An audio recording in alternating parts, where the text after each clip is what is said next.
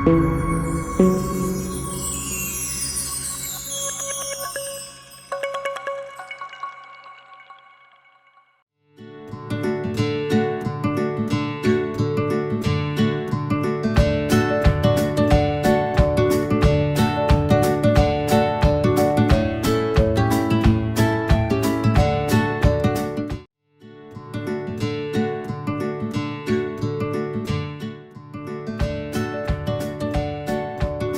Morning. ये the study का YouTube channel है, माई सेल्फ अमन झा, और हम एनसीईआरटी कॉन्सेप्ट सीरीज को कंटिन्यू करने जा रहे हैं। आज हम 7वीं कक्षा के इतिहास का 8वां चैप्टर देखेंगे।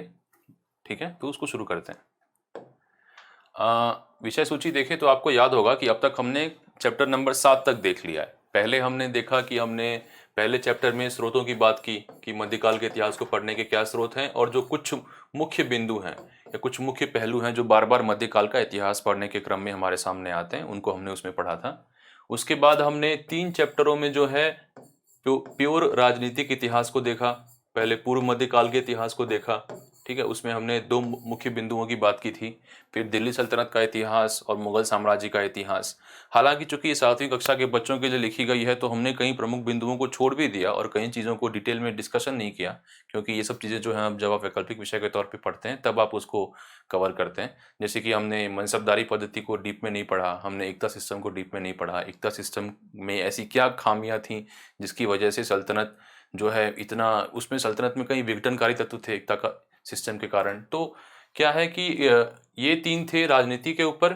फिर हमने शासक वर्ग है इमारतों के जरिए क्या संदेश देना चाहता है उसकी बात की।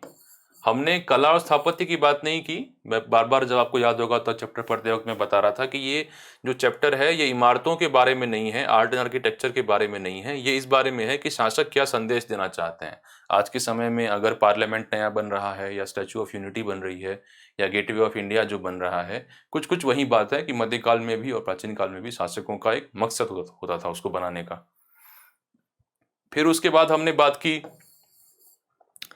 भिन्न भिन्न प्रकार के सामाजिक वर्गों के बारे में। व्यापारी वर्ग हो गया, शिल्पी जन हो गए, और नगरों में रहने वाले और कोई सामाजिक वर्ग हुए। फिर जनजातियां, खाना बदोश और उनका जो है कृषक समुदाय से क्या रिश्ता है, कैसे एक दूसरे के साथ आदान प्रदान होता है, संघर्ष भी होता है, और कैसे धीरे धीरे जनजातियां जो हैं एक कृषक समाज में बदल रही हैं। और जब वो एक जनजातीय समाज से कृषक समाज में बदलती हैं तो मात्र उनका आर्थिक और सामाजिक परिवर्तन नहीं होता है, राजनीतिक और धार्मिक परिवर्तन भी होता है। ठीक है, अगर वो हालांकि उसके फिर जो है जो क्षेत्रीय विविधताएं भी हैं, उसमें हमने देखा कि बंगाल के क्षेत्र में और उत्तर पश्चिम के क्षेत्र में जो है थोड़ा अलग तरीके से उसका प्रभाव पड़ा जनजातीय समाज का कृषक समाज में बदलने का। ऐसे और भी उदाहरण देखें। आज हम जो है मुख्य तौर पर 8वें चैप्टर में भक्ति आंदोलन के बारे में बात करेंगे। ठीक है, ये मुख्य तौर पर देखिए, यहां पर एक चीज का ध्यान रखिएगा। हालांकि हम भक्ति की बात कर रहे हैं, लेकिन हम यहां धर्म की बात नहीं कर रहे, हम अभी भी समाज की ही बात कर रहे हैं। और हम भक्ति के कुछ प्रमुख सिद्धांतों का एक सीमित स्तर तक ही स्टडी करेंगे, जिससे कि हम सामाजिक परिवर्तनों को समझ सकें। ठीक है, इतिहास जो है वो धर्म ग्रंथों का या धार्मिक आंदोलनों का प्रयोग करता है इतिहास को समझने के लिए, समाज के इतिहास को समझने के लिए, राजनीतिक आर्थिक परिवर्तनों को समझने के लिए। खास करके धर्म को स्टडी नहीं करना होता है। ठीक है, तो अगर कोई सिद्धांत आता है जो आपको लगे कि ये तो कुछ ज्यादा ही गूढ़ सिद्धांत है और आपको उसमें रुचि आती है, तो आप उसे व्यक्तिगत स्तर पे चाहें तो एक्सप्लोर कर सकते हैं, लेकिन वो इतिहास पढ़ने के लिए चाहे वैकल्पिक विषय ही क्यों ना हो, इतना इंपॉर्टेंट वो नहीं होता है। बस उसका जो लार्जर राजनीतिक या आर्थिक या सामाजिक क्या सिग्निफिकेंस है उसको बस समझना होता है आपको। ठीक है, तो 8वां चैप्टर है ईश्वर के अनुराग। ठीक है, एक तरीके से ये जो हमने सारणी दी हुई है, ये एक ऑर्डर बताया है किस ऑर्डर में चीजें चलेंगी। सबसे पहले जो पैराग्राफ है उसका नाम है परमेश्वर का विचार, और ये मूल रूप से एक रिवीजन है कि प्राचीन भारत में जो परिवर्तन हुए थे उनके बारे में संक्षिप्त में बताया है, और मध्यकाल में होने वाले परिवर्तनों को एक प्रकार से लॉन्च किया है कि इसके बाद से कि प्राचीन भारत में ऐसा ऐसा हुआ था और फिर मध्यकाल में ये शुरू हुआ। उसके बाद पहला टॉपिक है दक्षिण भारत में भक्ति का एक नया प्रकार। ठीक है, नया मतलब पुराना कहाँ है, नया अगर दक्षिण में है तो पुराना कहाँ है, उसको पहले देखेंगे। ठीक है, पुराण नहीं, सॉरी, पुराना प्रकार कहाँ है। उसको भी पहले देखेंगे, फिर इस नए प्रकार को समझेंगे। फिर भक्ति में धीरे धीरे आचार्यों का आगमन हुआ, एक जन आंदोलन था, उसे जो एक दार्शनिक आयाम भी दिया गया, ठीक है, क्योंकि क्या एक दोनों स्तर पे वो एक तरीके से पूर्ण हो गया। एक जो समाज के स्तर पे भी है, जो रीति रिवाज हैं, पूजा आराधना के तौर तरीके हैं, वो तो जन आंदोलन से आए, और उसके बाद जो है जो दार्शनिक स्तर पर भी एक थियरी, एक सिद्धांत दिया गया, जिससे कि एक कंप्लीट सिस्टम बन गया।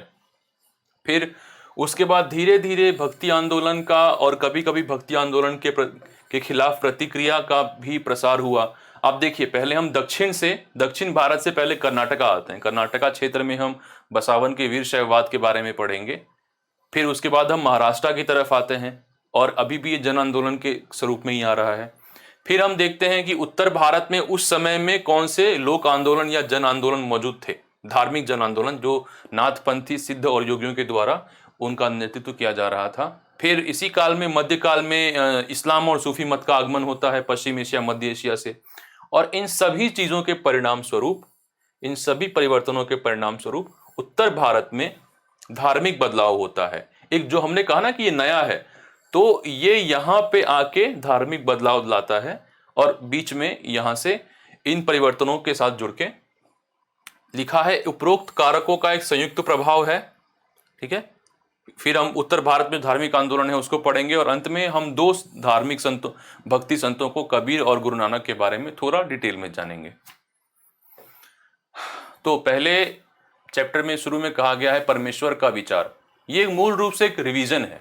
रिवीजन मतलब प्राचीन भारत में जो मुख्य धार्मिक धाराएं थी उनके बारे में हल्का हल्का बताया गया है। लिखा है कि बड़े बड़े राज्यों के उदय से पूर्व भिन्न भिन्न समाज अपने तरीके से देवी देवताओं की पूजा करते थे, ठीक है। बड़े बड़े राज्यों का उदय कब हुआ? महाजनपद काल में, ठीक है।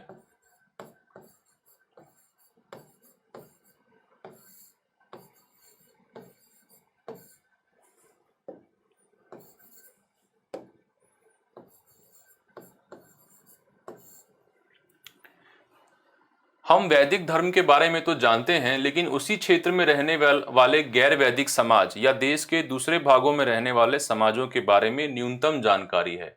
उदाहरण के तौर पर मेगालिथिक संस्कृतियां। आपको याद हो तो हमने बात की थी कि जो महापाषाण संस्कृतियां हैं, जो मेगालिथिक संस्कृतियां हैं, उनकी कब्रों की पुरातात्विक खुदाई में से हमें कुछ अवशेष मिलते हैं, लेकिन उसके जो हमें जो अवशेष मिलते हैं उससे हम उनके धर्म के बारे में, उनकी मान्यताओं के बारे में, उनकी प्रथाओं के बारे में सिर्फ आंशिक जानकारी प्राप्त कर सकते हैं, ठीक है। पूरा एक कंप्लीट पिक्चर नहीं डेवलप हो पाता है। और बात की है कि, और देखिए, वेदों के थ्रू हम आर्य समाज के बारे में जान सकते हैं। आपको याद हो तो हमने बात की थी कि जो पूर्व वैदिक काल था,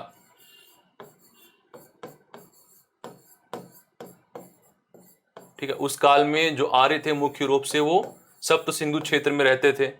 फिर उत्तर वैदिक काल आया, उस काल में वो मुख्य रूप से उत्तर भारत में रहते थे।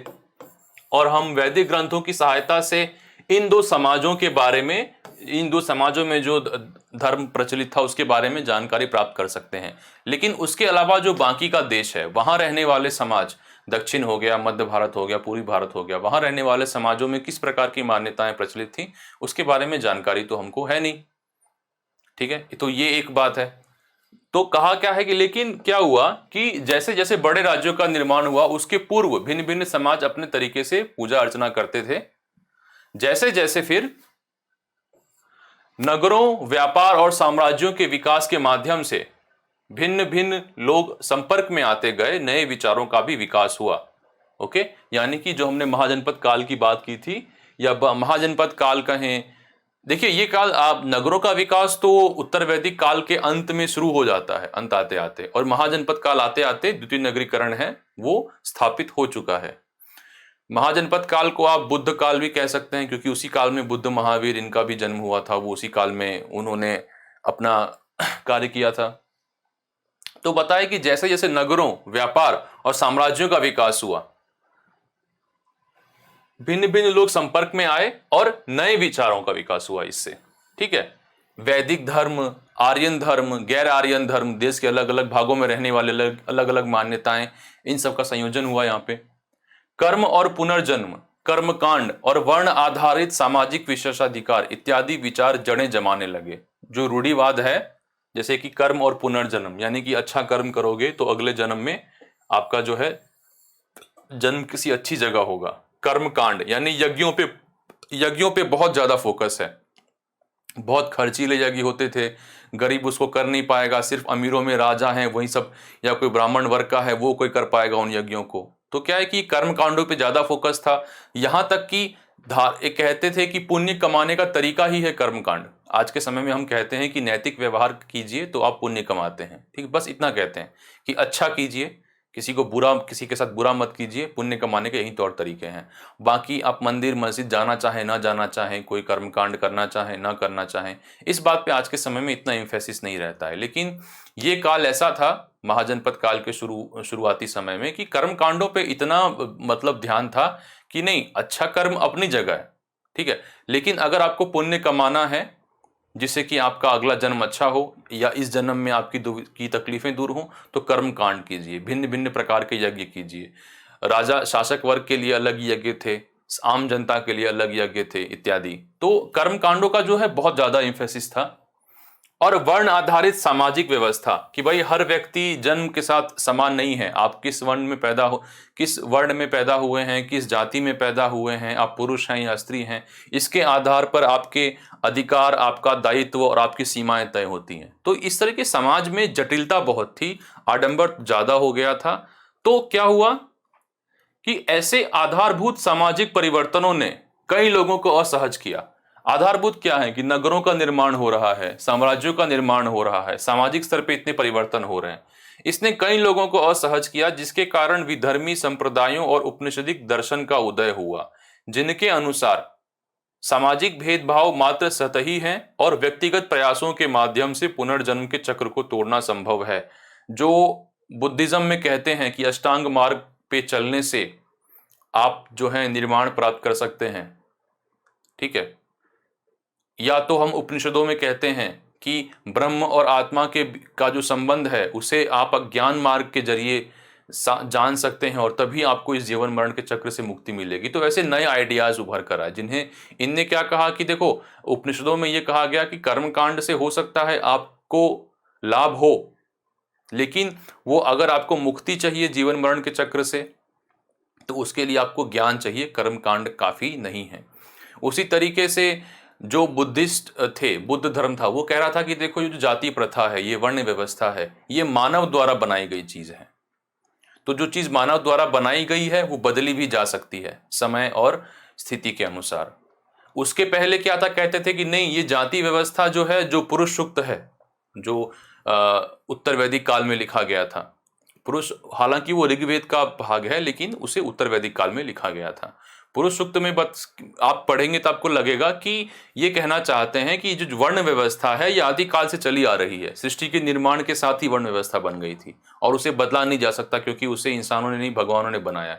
बुद्ध कहते थे कि नहीं, बुद्ध धर्म वाले कहते थे कि नहीं, ऐसा नहीं है, ठीक है, आप ये जो है जाति व्यवस्था इंसानों की बनाई हुई है। इसलिए उन्होंने जो क्रम था उसको उलट दिया, उन्होंने ब्राह्मण क्षत्रिय वैश्य और शूद्र की जगह क्षत्रिय ब्राह्मण वैश्य शूद्र कर दिया स्थितियों के आधार पर। तो वैसे ही उपनिषदों में कहते थे कि ज्ञान मार्ग सबसे महत्वपूर्ण है, चाहे आपको जीवन मरण के चक्र से मुक्त होना हो, चाहे आपको कुछ भी चाहिए, तो आप ज्ञान अर्जित कीजिए, कर्म कांडों से काम नहीं चलेगा। तो ऐसे परिवर्तन समाज में हुए। फिर मौर्य काल के बाद या मौर्योत्तर काल में बंधन से मुक्ति पाने के लिए भक्ति का विचार, जो कि एक सर्वोच्च देवता के प्रति व्यक्तिगत समर्पण या प्रेम, अगर हम पूछें कि भाई भक्ति की परिभाषा क्या है, तो वो ये है कि एक सर्वोच्च देवता के प्रति व्यक्तिगत समर्पण या प्रेम। ज्ञान मार्ग नहीं, अष्टांग मार्ग नहीं, आपको इतने यज्ञ कर्म कांड नहीं करने हैं, आपको एक देवी या देवता चुनना है जो आप समझते हैं कि सर्वोच्च देव हैं, और आप व्यक्तिगत स्तर पे पूरी तरीके से समर्पण दिखाइए और अलग अलग तरीके से पूजा आराधना कीजिए, ठीक है। तो ये जो है ये भक्ति का मार्ग है। एक तरीके से देखा जाए तो एक सीमित स्तर पर ये, आप इसको एकेश्वरवाद कह सकते हैं, एक सीमित स्तर पर, क्योंकि आप जो हैं किसी एक देव की आराधना कर रहे हैं, आप बाकी देवताओं की आलोचना नहीं कर रहे, ठीक है, आप ये नहीं कह रहे कि नहीं वो बाकी देवी देवता गलत हैं, बट मैं व्यक्तिगत स्तर पे पूरी तरीके से मात्र एक देवता को समर्पित हूं, तो उस सीमित स्तर पर इसे आप एकेश्वरवाद से तुलना कर सकते हैं। हालांकि उसके अलावा काफी अंतर भी है इसमें। तो क्या हुआ कि मौर्योत्तर काल तक भक्ति की अवधारणा भी निकली, उसके उदाहरण भी हैं, जैसे कि भगवत गीता है, उसमें जो व्यक्त किया गया है भक्ति की अवधारणा, वो ईसवी सन की शुरुआती सदियों में, आपको याद हो तो मौर्योत्तर काल कब से कब तक चला था? मौर्योत्तर काल जो है आपको 200 BCE से 300 CE, यानी कि 200 ईसा पूर्व से 300 ईस्वी तक चला था। ये आपका मौर्योत्तर काल है। इस काल में जो है भक्ति की अवधारणा थोड़ी प्रचलित हुई थी, ठीक है। और इसका उदाहरण है कि भगवत गीता में जो व्यक्त की गई है भक्ति की अवधारणा, वो इस काल में प्रचलित हुई, और इतनी प्रचलित हुई कि बौद्धों और जैनों ने भी इसे अपनाया। अब इस बारे में कुछ पॉइंट क्लेरिफाई करना चाहिए। आपको याद हो तो जो मूर्ति पूजा है वो इस काल में शुरू हुई। गांधार शैली, मथुरा शैली, अमरावती शैली में मूर्तियां बनाई गई, बुद्ध धर्म में भी बनाई गई, जैन धर्म में भी बनाई गई, और कई हिंदू देवी देवताओं की भी मूर्तियां बनी। इन मूर्तियों को क्या था कि हो सकता है या तो पब्लिक प्लेस में या मंदिरों में रखा जाता हो उनकी पूजा अर्चना के लिए। तो भक्ति की अवधारणा जो है धीरे धीरे सब में आने लगी कि देवताओं के रूप में चाहे वर्धमान महावीर हों या बुद्ध हों या बोधिसत्व हों। बोधिसत्व क्या है, उनका जो बोधिसत्व का जो कॉन्सेप्ट है वो ये है कि अगर देखिए बुद्ध जो है उनका तो महापरिनिर्वाण हो गया कि वो ये दुनिया से जा चुके हैं, लेकिन उन्होंने बोधिसत्व की अवधारणा ये है कि ऐसे कई व्यक्ति हैं जिन्होंने अपने महापरिनिर्वाण को रोक लिया है। उन्हें ज्ञान की प्राप्ति हो गई है लेकिन फिर भी वो इस जगत में रुके हुए हैं ताकि बाकी सब लोगों की बाकी सब लोगों का कल्याण हो, और वो इंतजार कर रहे हैं कि जब सब लोगों को प्रबोधन मिल जाएगा तब हम यहाँ से चलेंगे। तो क्या है, आप फिर भक्त को क्या करना होता है कि आप इनकी पूजा अर्चना कीजिए, इनकी आराधना कीजिए, इनसे प्रार्थना कीजिए ताकि आपको भी प्रबोधन हो। तो एक तरीके से ये भक्ति वाली ही बात है, ठीक है। कुछ लोग कहते हैं कि उपनिषदों में ही कुछ, हालांकि आपको याद हो तो कम से कम सैकड़ों उपनिषद हैं, है ना, जिनमें से कम 1 दर्जन जो हैं वो प्रमुख हैं। तो कहा जाता है कि जो उपनिषद बाद में लिखे गए थे उनमें ही भक्ति की बात की गई है। जैसे कि शुरू में कहा गया कि भाई आप ब्रह्म और आत्मा के जो मूल संबंध है कि वो दोनों एक ही हैं, अलग अलग नहीं हैं, उसको समझने की कोशिश कीजिए, और उसके लिए आपको ज्ञान मार्ग पर चलना होगा। लेकिन धीरे धीरे ये ब्रह्म जो है, ब्रह्म एक एब्स्ट्रैक्ट आइडिया से है, धीरे धीरे एक मूर्त रूप लेने लगे कि आइडिया डेवलप होने लगा कि अगर उनकी आप पूजा अर्चना कर सकें तो आपको ज्ञान की प्राप्ति हो सकती है। तो कुछ इतिहासकारों का मानना है कि जो बाद में उपनिषद लिखे गए थे उनमें जो भक्ति की अवधारणा है उसका जो बीज है वो उन उपनिषदों में है, ठीक है। तो वहां से कंटिन्यूटी है। फिर मौर्योत्तर काल में जो है भक्ति फेमस हो गया, बुद्धिज्म और जैनिज्म में भी।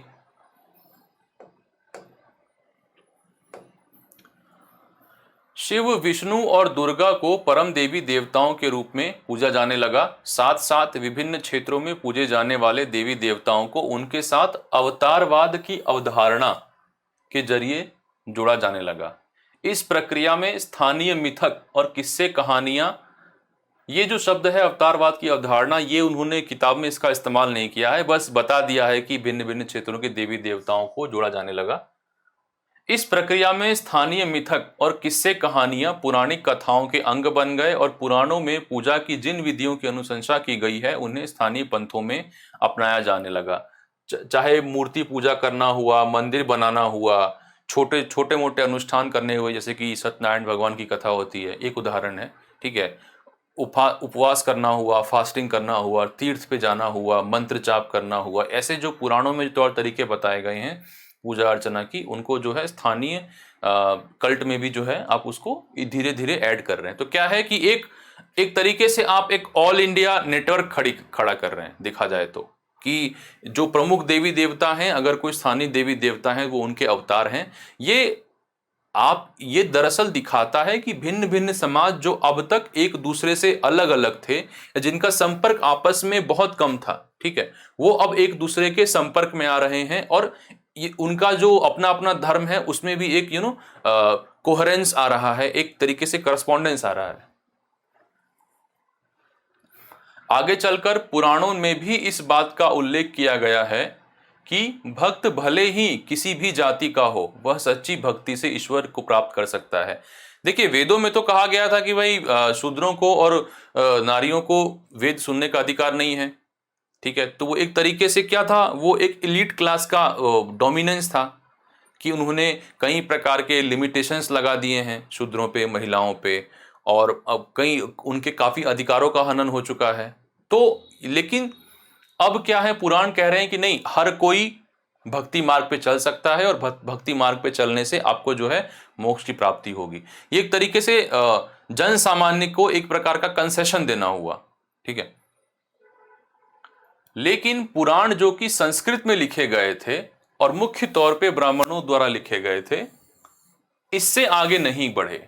मतलब एक छोटा सा कंसेशन दे दिया कि ठीक है, आप भी भक्ति मार्ग पर चल सकते हैं, आप भी कृष्ण, शिव, विष्णु, दुर्गा इनकी आराधना कर सकते हैं, लेकिन इससे ज्यादा कुछ नहीं। इसने जाति व्यवस्था के खिलाफ कुछ नहीं कहा, इसमें जो स्त्रियों की दशा है उसके बारे में कुछ नहीं कहा, कर्मकांड के खिलाफ ज्यादा कुछ नहीं कहा। तो क्या है कि इतने पे रुक गए, और इसलिए कई इतिहासकार हैं वो मानते हैं कि हो सकता है ये जो प्राचीन भारत में जो भक्ति थी, इन कारणों से एक जन आंदोलन नहीं थी, ये एक प्रकार का एक छोटा सा कॉम्प्रोमाइज था।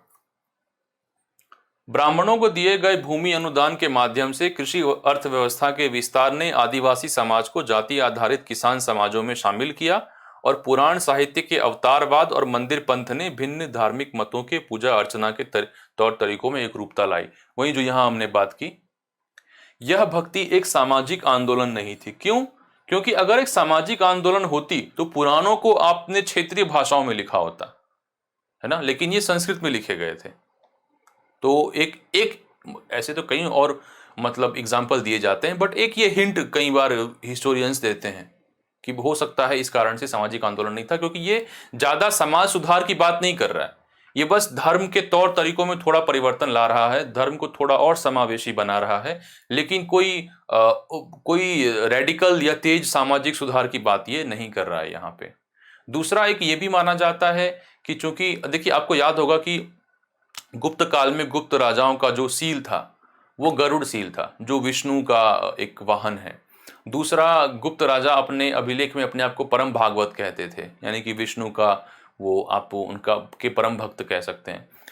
मौर्योत्तर काल में एक हेलियोडोरस का जो विदिशा बेसनगर में जो एक है पिलर पे उनका एक अभिलेख है, उसमें भी अपने आप को उन्होंने विष्णु का भक्त बताया है। बाद में गुप्त काल के बाद में जो हर्षवर्धन थे वो भी ऐसे मतलब इसके फॉलोअर थे। और राजपूत काल में भी आप देखें, जब उत्तर भारत में बहुत विशाल मंदिर बनाए जा रहे थे, खजुराहो हो गया इत्यादि, तो उस काल में भी जो राजपूत जो शासक वर्ग था और जो ब्राह्मण वर्ग था, उनके बीच जो है एक अलायंस था।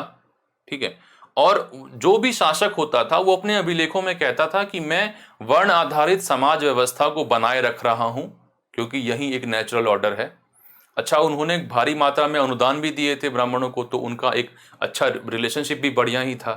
तो ऐसा माना जाता है कि जो उत्तर भारत में उस वक्त जो भक्ति थी वो एक जन आंदोलन नहीं थी। ये कुछ कारण दिए जाते हैं।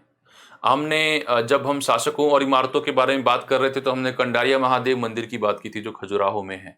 वो मात्र राज परिवार ही वहां मतलब पूजा पाठ कर सकता था, वो जन सामान्य के लिए खुला हुआ तो नहीं था। तो मानते हैं कि उत्तर भारत में जो मौर्योत्तर काल में जो भक्ति की जो अवधारणा शुरू हुई, जिसके तहत मूर्ति पूजा, मंदिर निर्माण इत्यादि शुरू हुआ था, इसने धर्म को थोड़ा समावेशी तो बनाया, लेकिन ये एक जन आंदोलन नहीं था।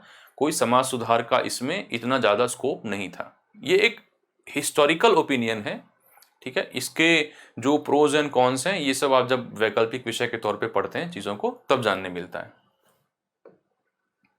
इसलिए हम दक्षिण भारत में भक्ति के एक नए प्रकार की बात करते हैं।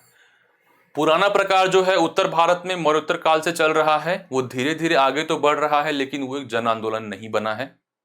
ठीक है, जन आंदोलन जो है वो भक्ति एक जन आंदोलन के तौर पे वो शुरू हुई है दक्षिण भारत में। लिखा है 7वीं से 9वीं शताब्दी के बीच कुछ नए धार्मिक आंदोलनों का प्रादुर्भाव हुआ। इन आंदोलनों का नेतृत्व नयनारों, जो एक शैव संत थे, नयनार कहेंगे उनको, और अलवर जो वैष्णव संत थे, इन्होंने किया था। ये संत सभी जातियों से थे, जिनमें पुलैया और पनार जैसी अस्पृश्य समझी जाने वाली जातियों के लोग भी शामिल थे। यही स्टेटमेंट जो है ये दिखाता है कि जन आंदोलन है, कि ये कोई आप जो है कर्मकांडों की भाषा में नहीं लिख रहे अपने भजनों को, आप जन सामान्य की भाषा में लिख रहे हैं।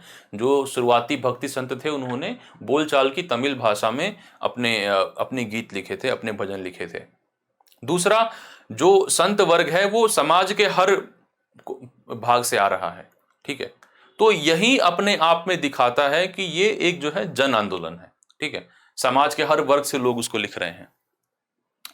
वे बौद्धों और जैनों के कटु आलोचक थे और शिव तथा विष्णु के प्रति सच्चे प्रेम को मुक्ति का मार्ग मानते थे। ये एक इंटरेस्टिंग पॉइंट है कि भाई बौद्धों और जैनों के आलोचक क्यों थे वो? बौद्धों और जैनों ने क्या बिगाड़ा है? दरअसल कुछ इतिहासकारों का मानना है कि ये ऐसा इसलिए था कि जैसे उत्तर भारत में उस समय पुजारी वर्ग और शासक वर्ग के बीच में एक समझौते के तरह से था कि हम जो वर्ण व्यवस्था पर आधारित समाज है उसको बनाए रखेंगे, स्टेटस को है उसको मेंटेन रखेंगे और आपस में पावर शेयर करेंगे, एक जो समझौता था। वैसे ही इन कुछ इतिहासकारों का मानना है कि दक्षिण भारत में जो बौद्ध और जैन थे उस समय राज दरबारों में उनकी पूरी पकड़ थी। दूसरा, इस समय तक आते आते जो बुद्ध और जैन धर्म है, जैन धर्म कम और बुद्ध में ज्यादा, ये जो है जन सामान्य से थोड़े कटने लगे थे। आप देखिए जो इनके जो महाविहार हैं वो जो हैं मतलब नगरों से दूर हैं, दुर्गम जगहों पर हैं। अच्छा, दूसरा मतलब जन सामान्य के इतने नजदीक नहीं है, काफी मतलब धन दौलत इकट्ठा हो गई है इन महाविहारों में, तो हो सकता है करप्शन वगैरह हो रहा हो सकता है, मतलब ये एक मत है, हो सकता है ना भी हो रहा हो। दूसरा, ये कहते हैं कि ये बार बार कहते थे कि आपको अगर मुक्ति चाहिए तो आपको संसार छोड़ना होगा, संसार में रह के आपको मुक्ति नहीं मिल सकती, चाहे वो बुद्ध हो या जैन हो। आपको अष्टांग मार्ग अपनाना होगा, आपको सल्लेखना करना होगा, जो भी हो, आपको संसार में रह के मुक्ति नहीं मिलेगी। ये सबसे बड़ी दिक्कत थी कि मतलब एक आम इंसान जो है वो हमेशा व्यथित रहे कि नहीं मुझे संसार छोड़ना पड़ेगा और कोई ऑप्शन ही क्या है। तो एक ये दिक्कत थी कि उस वक्त जो है दक्षिण भारत में बुद्धिज्म और जैनिज्म था वो एक इलीट अभिजात वर्ग के तौर पे आप उसको देख सकते हैं। इसलिए वो इनके कटु आलोचक थे और कहते थे कि नहीं, शिव और विष्णु के प्रति सच्चा प्रेम ही आपको मुक्ति मार्ग पर ले जाएगा, कि संसार छोड़ने की कोई जरूरत नहीं है, संसार में रहिए, अब आप अच्छा काम कीजिए, अच्छा जीवन जिए, बस आप प्रभु, आपके जो परम देवता हैं उनकी आराधना कीजिए, उतना काफी है। उन्होंने संगम साहित्य में समाहित प्यार और शूरवीरता के आदर्श को अपनाकर भक्ति के मूल्यों में उनका समावेश किया। एक ऑलरेडी एक ट्रेडिशन, तो एक प्रथा तो थी संगम साहित्य के तौर पर। जो देखिए संगम साहित्य जो है वो मौर्योत्तर काल के लिए एक इतिहास समझने का स्रोत है, ठीक है। उन्होंने उस परंपरा के आधार पर फिर भक्ति के उन्होंने भजन भी लिखे। नयनार और अलवार घुमक्कड़ साधु संत थे। वो जिस किसी स्थान या गांव में जाते थे वहां के स्थानीय देवी देवताओं की प्रशंसा में सुंदर कविताएं रचकर उन्हें संगीतबद्ध कर दिया करते थे। 10वीं से 12वीं सदियों के बीच चोल और पांड्य राजाओं ने उन अनेक धार्मिक स्थलों पर विशाल मंदिर बनवा दिए जहां की संत कवियों ने यात्रा की थी। इस प्रकार भक्ति परंपरा और मंदिर पूजा के बीच गहरे संबंध स्थापित हुए। अच्छा, यहाँ पे ये सिर्फ 10वीं से लेके 12वीं सदी की बात कर रहे हैं।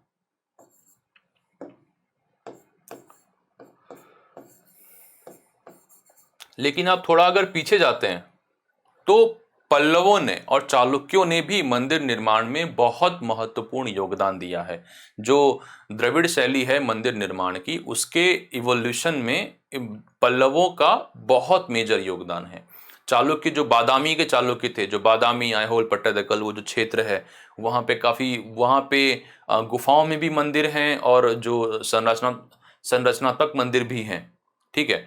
तो उनका भी खासा योगदान है। हालांकि यहाँ पे इन्होंने सिर्फ उस काल की बात की है जब मंदिर, जो जिस काल में शासक वर्ग ने एक सोशल लेजिटिमेसी के लिए, मतलब एक समाज से मतलब अप्रूवल पाने के लिए उन्होंने देखा कि भाई लोगों में ये जो संत हैं और इनके जो भजन हैं या इनके साथ जो ये जहां जहां गए थे वो तीर्थ स्थल हैं, तो ये जन सामान्य में प्रचलित हैं। तो अगर मुझे लोगों से प्रशंसा बटोरनी है, ठीक है, लोगों का मत चाहिए मुझे, तो वहां पे मैं मंदिर बनाऊंगा। इससे क्या है, एक राज जैसे हमने बात की थी शासक और इमारतों वाले चैप्टर में, ये कुछ कुछ वैसा ही है कि, और कुछ तो नहीं, मेरे ख्याल से पूरा ही वैसा है कि उन्होंने देखा कि ये संत जो है समाज में प्रसिद्ध हैं, तो अगर इनसे जुड़ी हुई कोई जगह है तो वहां पे हम मंदिर बना देंगे। इससे क्या है कि हमें जन सामान्य से प्रशंसा मिलेगी, उनसे जो हमें अप्रूवल मिलेगा हमारे एम्पायर को, हमारे राज्य को, हमारे शासन को। तो ये वो वाला पॉइंट है। वैसे ही मध्यकाल में कई बार मुगल बादशाह या सल्तनत या अलग अलग सल्तनतों के सुल्तान जो हैं सूफी संतों की मज़ार के आसपास जो है मतलब डोनेशन किया करते थे।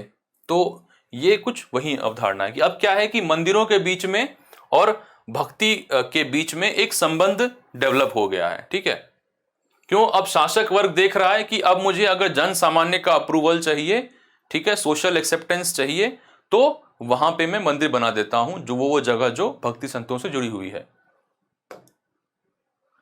यही वह समय था जब उन कविताओं का संकलन तैयार किया गया था। देखिए, इन्होंने 7वीं से 9वीं सदी के बीच में ये कविताएं इन्होंने कंपोज की होंगी, इनकी रचना की होगी। घूम जगह जगह वो गए और वहां पे उन कविताओं की रचना की, वो कविताएं प्रसिद्ध हुई, लोगों ने उन्हें गाया और वो पीढ़ी दर पीढ़ी उसे, मतलब जो कहते हैं, लोगों ने अपनी मेमोरी में रिटेन किया, गाते थे अलग अलग उत्सवों पे। लेकिन क्या हुआ, 10वीं 12वीं सदी में मंदिर बनने लगे और इसी काल में उन कविताओं का संकलन भी शुरू हुआ, क्योंकि अब थोड़ा टाइम हो गया है, ठीक है, कुछ सदियां बीत चुकी हैं। अब इसे किसी को आइडिया आया होगा कि देखो अब थोड़ा पेपर भी थोड़ा इजीली अवेलेबल हो रहा है, ठीक है, राइटिंग जो है थोड़ी और कॉमन हो रही है, और अब इतनी कविताएं हो चुकी हैं या इतने भजन हो चुके हैं कि अब इसे लिख लेना ठीक है, ठीक है। और सिर्फ उनकी कविताओं का संकलन ही नहीं हुआ, उनकी जीवनियां भी रची गई, ठीक है।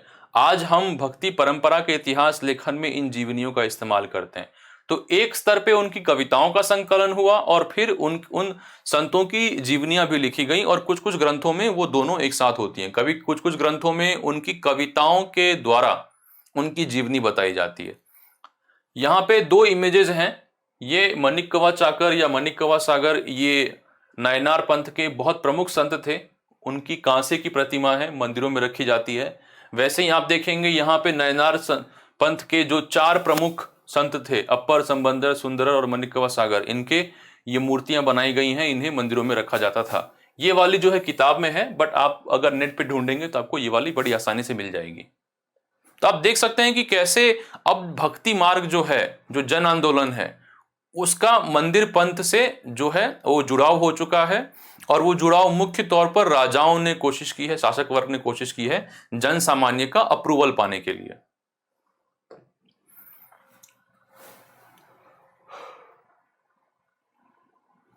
कुल मिलाकर 63 नायनार ऐसे थे जो कुम्हार, कामगार, किसान, शिकारी, सैनिक, ब्राह्मण, मुखिया जैसी अनेक जातियों में पैदा हुए। इनमें सर्वाधिक प्रसिद्ध थे अप्पर, संबंदर, सुंदरर और माणिक्यवा सागर, जिन चारों की हमने अभी मूर्ति दिखाई थी। उनके गीतों के 2 संकलन है, तेवरम, ये जो है अप्पर, तेवरम जो है अप्पर, संबंदर और सुंदरर ने लिखा है, और तिरुवाचकम ये माणिक्यवा सागर ने लिखा है, ठीक है। और तेवरम और तिरुवाचकम ये तिरुमुराई में इन्हें जोड़ा गया है। तिरुमुराई के जो है 12 वॉल्यूम हैं, जिसमें से तेवरम और तिरुवाचकम भी हैं, और एक 12वां वॉल्यूम है पेरिया पुराणम, इसमें सभी नायनार संतों की जीवनी लिखी गई है। तो ये जो है 12वां वॉल्यूम है, और इन सभी को कंपाइल किया गया है तिरुमुराई में, ठीक है। अलवर संत संख्या में 12 थे, वे भी भिन्न भिन्न प्रकार की पृष्ठभूमि से आए हुए थे, जिनमें सर्वाधिक प्रसिद्ध थे पेरिय अलवर, उनकी पुत्री अंडल, तोंडर डिपोडी अलवर और नम्मलवर। उनके गीत दिव्य प्रबंधम में संकलित हैं। दरअसल पूरा नाम है नलयिरी दिव्य प्रबंधम। अब देखिए, चूंकि ये सब नाम आपको 7वीं कक्षा के एनसीईआरटी में दिए हुए हैं तो स्वाभाविक है कि प्रीलिम्स में भी पूछे जा सकते हैं। एक सबसे इजी क्वेश्चन हो सकता है कि अलवर और नयनार संतों में अंतर बताइए। स्वाभाविक है कि एक जो शिव भक्ति में थे और एक विष्णु भक्ति में थे। दूसरा, प्रमुख संतों का नाम दे सकते हैं, बताएंगे कि इनमें से कौन नयनार संत थे और कौन अलवर संत थे। ये जो है नयनार संत हैं, ठीक है, और ये जो हैं अलवर संत हैं, ठीक है। फिर हमने बात की तेवरम तिरुवाचकम। देखिए, तेवरम में इन 3 संतों के लिखे हुए कवि की गीतों का संकलन है, ठीक है। तिरुवाचकम में मणिकव सागर की लिखी हुई गीतों का संकलन है, और इन दोनों को तिरुमुराई में ऐड किया गया है। तिरुमुराई जो है वो संकलनों का भी संकलन है एक तरीके से, जिसमें सबसे अंतिम और 12वां है पेरिया पुराणम। इसमें जो है सभी नयनार संतों की जीवनियां हैं, वो भी कविताओं के फॉर्म में ही है, और इसे जो है वो 5th वेद यानी 5वां वेद भी कई बार कहा जाता है। और ऐसे ही नलयिरी दिव्य प्रबंधम है, इसमें अलवर संतों की गीतों का संकलन है। अब थोड़ा मैप देख लेते हैं। हमने यहां शुरुआत कर दी है कि सबसे पहले हम देखें, यहां भक्ति की बात होती है तो हमने देखा 7वीं से 9वीं सदी में संतों का काल था। बाद में मंदिर बनाए गए 10वीं से 12वीं सदी में, ठीक है, और इसी काल में इनकी जीवनियां लिखी गई, इनकी कविताओं का संकलन हुआ। इसी काल में जो है आचार्यों का आगमन होता है यहाँ पे। अब आचार्य जो हैं वो एक दर्शन, अब तक जो है सिर्फ ये एक जन आंदोलन है, लेकिन आचार्य जो है वो इसमें अपना दर्शन भी इसमें जोड़ेंगे, जन आंदोलन को एक कंप्लीट सिस्टम बना देंगे उससे।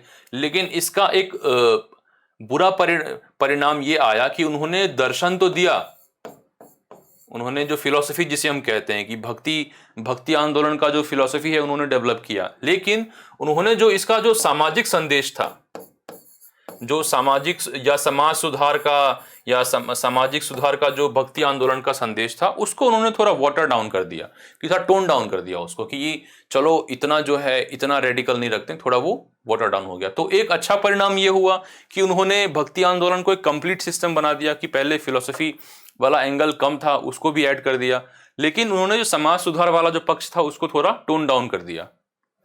फिर उसके बाद जो है हम धीरे धीरे ऊपर आएंगे। बसावन जो है यहाँ पे वीर शैविज्म, यहाँ पे 12वीं सदी में।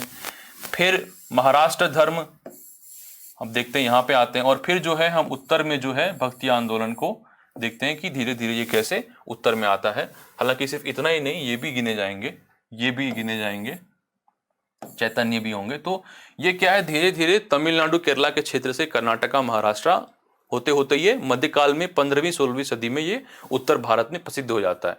अब यहाँ पे नानक भी हैं, नानक इस क्षेत्र में गुरु नानक हैं। अच्छा सॉरी, यहाँ पे उनका नाम दिया हुआ ही था, मैं देखा नहीं। तो ये जो है इस तरीके से ऊपर आता है। और हालांकि उस वक्त उत्तर भारत में कुछ और प्रभाव भी मौजूद थे, सिद्ध नाथपंथी योगी ये सब हो गए।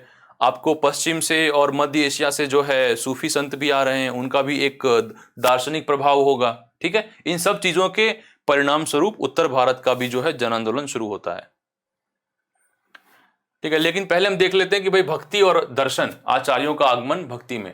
भारत के सर्वाधिक प्रभावशाली दार्शनिकों में से एक शंकर का जन्म 8वीं शताब्दी में केरल में हुआ था। वे अद्वैतवाद के समर्थक थे। इसके अनुसार जीवात्म और परमात्म जो परम सत्य है दोनों एक ही हैं, यानी कि ब्रह्म और आत्मा ये अलग अलग नहीं है, एक ही हैं। उन्होंने यह शिक्षा दी कि ब्रह्म जो एकमात्र और या परम सत्य है वह निर्गुण और निराकार है। निर्गुण और निराकार, उनका कोई आकार नहीं है, कोई मूर्त रूप नहीं है, और वो निर्गुण है। मीन्स आप मतलब हम और आप जिस तरीके से अच्छा बुरा सही गलत पाप पुण्य को समझते हैं वो उन सीमाओं से परे हैं, ठीक है। शंकर ने हमारे चारों ओर के संसार को मिथ्या या माया कहा, और यही जो मायावाद की अवधारणा है वो उन्हें बुद्धिज्म के थोड़ा नजदीक लाती है, बुद्ध धर्म के। कई लोग बताते हैं कि उन्होंने ये मायावाद की अवधारणा महायान बुद्धिज्म से ली थी, मतलब ये कुछ इतिहासकारों का मानना है। बाकी तो ये एक धार्मिक चर्चा का विषय हो जाएगा, और जिनको धर्म में या दर्शन में उतनी रुचि है उसे ही उस तरफ जाना चाहिए। इतिहास पढ़ रहे हैं तो इतना पढ़ के आप आगे बढ़िए। उन्होंने कहा कि चूंकि अब संसार एक माया है, तो जब तक आप संसार का त्याग नहीं करेंगे, यानी कि संसार नहीं संन्यास नहीं लेंगे, आपको ब्रह्म की सही प्रवृत्ति नहीं समझ में आएगी। और ब्रह्म की सही प्रवृत्ति को समझने और मोक्ष प्राप्त करने के लिए ज्ञान के मार्ग को अपनाने का उपदेश दिया। मतलब संसार का त्याग कीजिए, संन्यास लीजिए, ज्ञान मार्ग पर चलिए, तब आपको ब्रह्म की प्राप्ति होगी। दरअसल शंकर का जो अद्वैतवाद है, नॉन मोनिज्म है, कि ब्रह्म और आत्मा एक ही है, अलग अलग नहीं है, और अगर वो किन्हीं कारणवश आपको अलग अलग नजर आ रही है तो वो आपके अज्ञान की वजह से है। उस अज्ञान को दूर करने के लिए आप ज्ञान मार्ग पे चलिए। तो ये जो उनका जो अद्वैतवाद का जो आइडिया है, ये बद्रयान के ब्रह्म सूत्र पर आधारित है। ब्रह्म सूत्र इन्होंने ये मौर्योत्तर काल में लिखा था।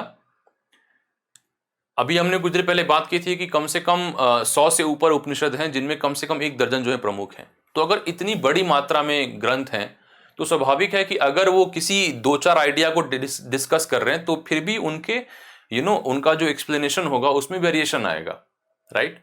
तो इतने सारे उपनिषद हैं जिनमें 2-4 प्रमुख आइडियाज हैं, जैसे कि जी ये पुनर्जन्म की बात हो गई, पाप पुण्य की बात हो गई, ब्रह्म और आत्मा के बीच का संबंध है, इससे कुछ बात हो गई।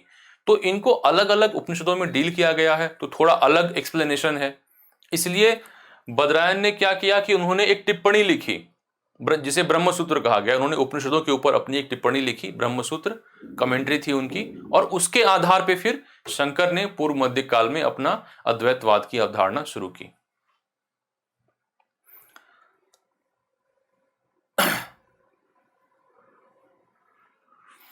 शंकर के बाद आते हैं रामानुज। रामानुज 11वीं शताब्दी में तमिलनाडु में पैदा हुए थे। वे विष्णु भक्त अलवर संतों से बहुत प्रभावित थे। उनके अनुसार मोक्ष प्राप्त करने के लिए विष्णु के प्रति अनन्य भक्ति भाव रखना चाहिए। ठीक है, अब क्या है कि वो दर्शन को भक्तिवाद से जोड़ रहे हैं। अभी तक क्या थी बात, थी संन्यास लेने की, अब जो है अब भक्ति की अवधारणा, भक्ति मार्ग से वो जोड़ रहे हैं इसको।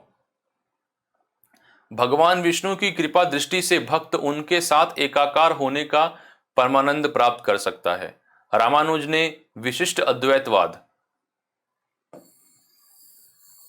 के सिद्धांत को प्रतिपादित किया, जिसके अनुसार आत्मा परमात्मा से जुड़ने के बाद भी अपनी अलग सत्ता बनाए रखती है।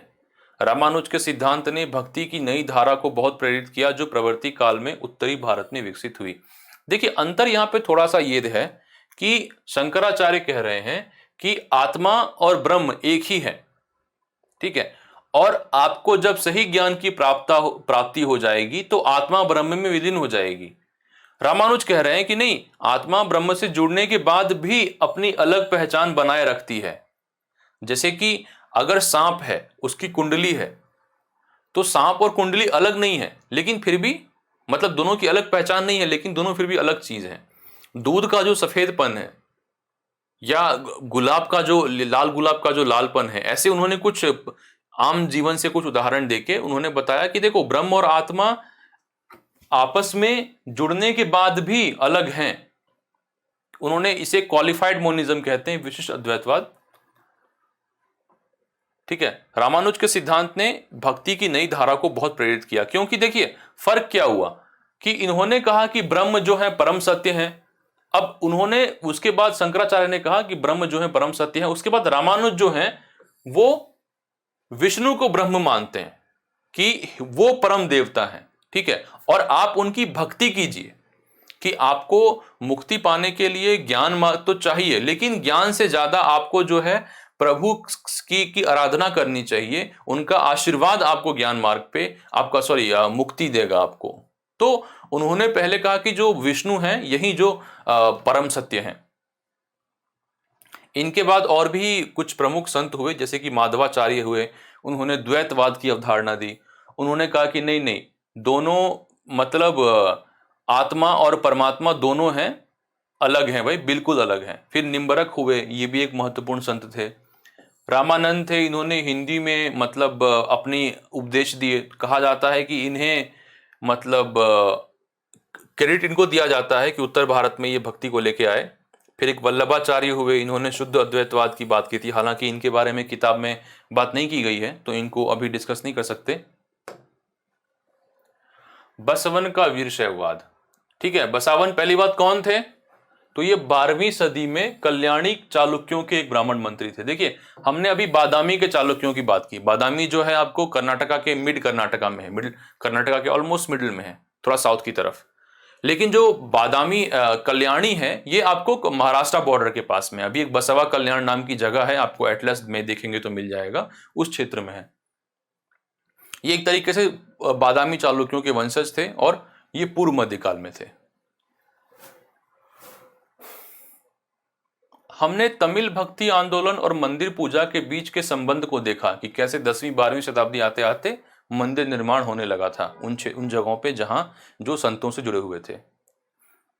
इसके परिणाम स्वरूप एक प्रतिक्रिया हुई जिसका सबसे साफ उदाहरण है बसावन और उनके साथी जैसे अलामा प्रभु और अक्का महादेवी द्वारा शुरू किया गया वीरशैव आंदोलन।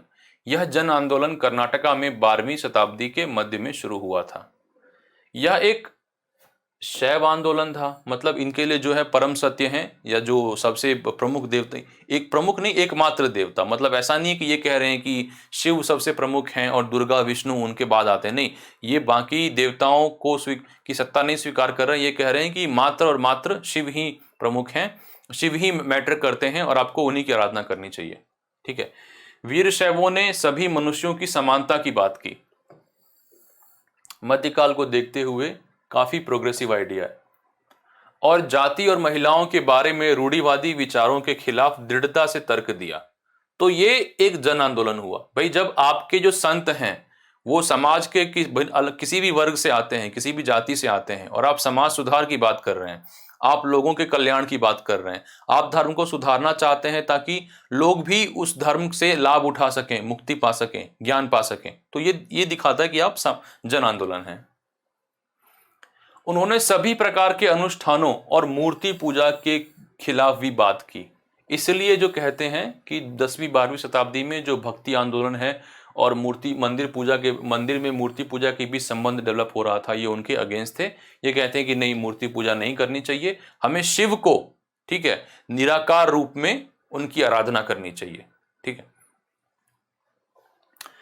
और कुछ नवाचार शुरू किए थे इन्होंने, बसावन ने, जैसे कि अनुभव मंडप हो गया। अनुभव मंडप क्या था, मतलब वहाँ कोई भी व्यक्ति, किसी भी जाति वर्ण का कोई भी नर नारी कोई भी आ सकता है और वहाँ अपने अपने वचन सुना सकता है, अपने जो लौकिक अनुभव हैं, ठीक है, जो उनका जो दार्शनिक अनुभव रहा है या वो कुछ भी धार्मिक डिस्कशन कर सकते हैं वहाँ पे। दूसरा, जो वीरशैव संतों ने जो अपने रचनाएं की उन्हें वचन कहा जाता है। अभी हम आगे बसावन का एक वचन देखेंगे। वीरशैविज्म से ही या वीरशैववाद से ही बाद में चल के लिंगायत पंथ भी निकला। इन्हें लिंगायत इसलिए कहते हैं क्योंकि शिवलिंग को है लॉकेट की तरह पहनते हैं इन्हें, और आपको याद हो कुछ साल पहले इन्हें एक माइनॉरिटी डिक्लेयर किया गया कर्नाटका स्टेट में।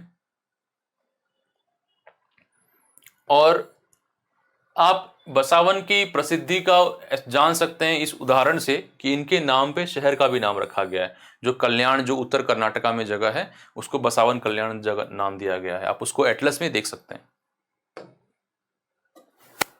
देखिए यहां कहा गया, यहां पे एक है बसावन का एक वचन दिया गया है, ये उनकी कृति है कि धनवान लोग शिव के लिए मंदिर बनाते हैं, मैं एक गरीब आदमी क्या करूंगा। मेरी टांगे खंबे हैं, शरीर तीर्थ मंदिर है, सिर उसकी छतरी है सोने की बनी हुई। जरा सुनो नदी संगम के प्रभु, खड़ी हुई चीजें कभी गिर जाएंगी लेकिन चलने वाली सदा रहेंगी। ठीक है, तो ये दिखाता है कि वो मंदिर बनाने के खिलाफ थे और वो चाहते थे कि व्यक्तिगत स्तर पे जो इष्ट देव है उसकी आराधना की जाए साधारण तरीकों से, ज्यादा कर्मकांड के बिना। फिर थोड़ा और ऊपर आते हैं, देखते हैं कि 13वीं से 17वीं सदी तक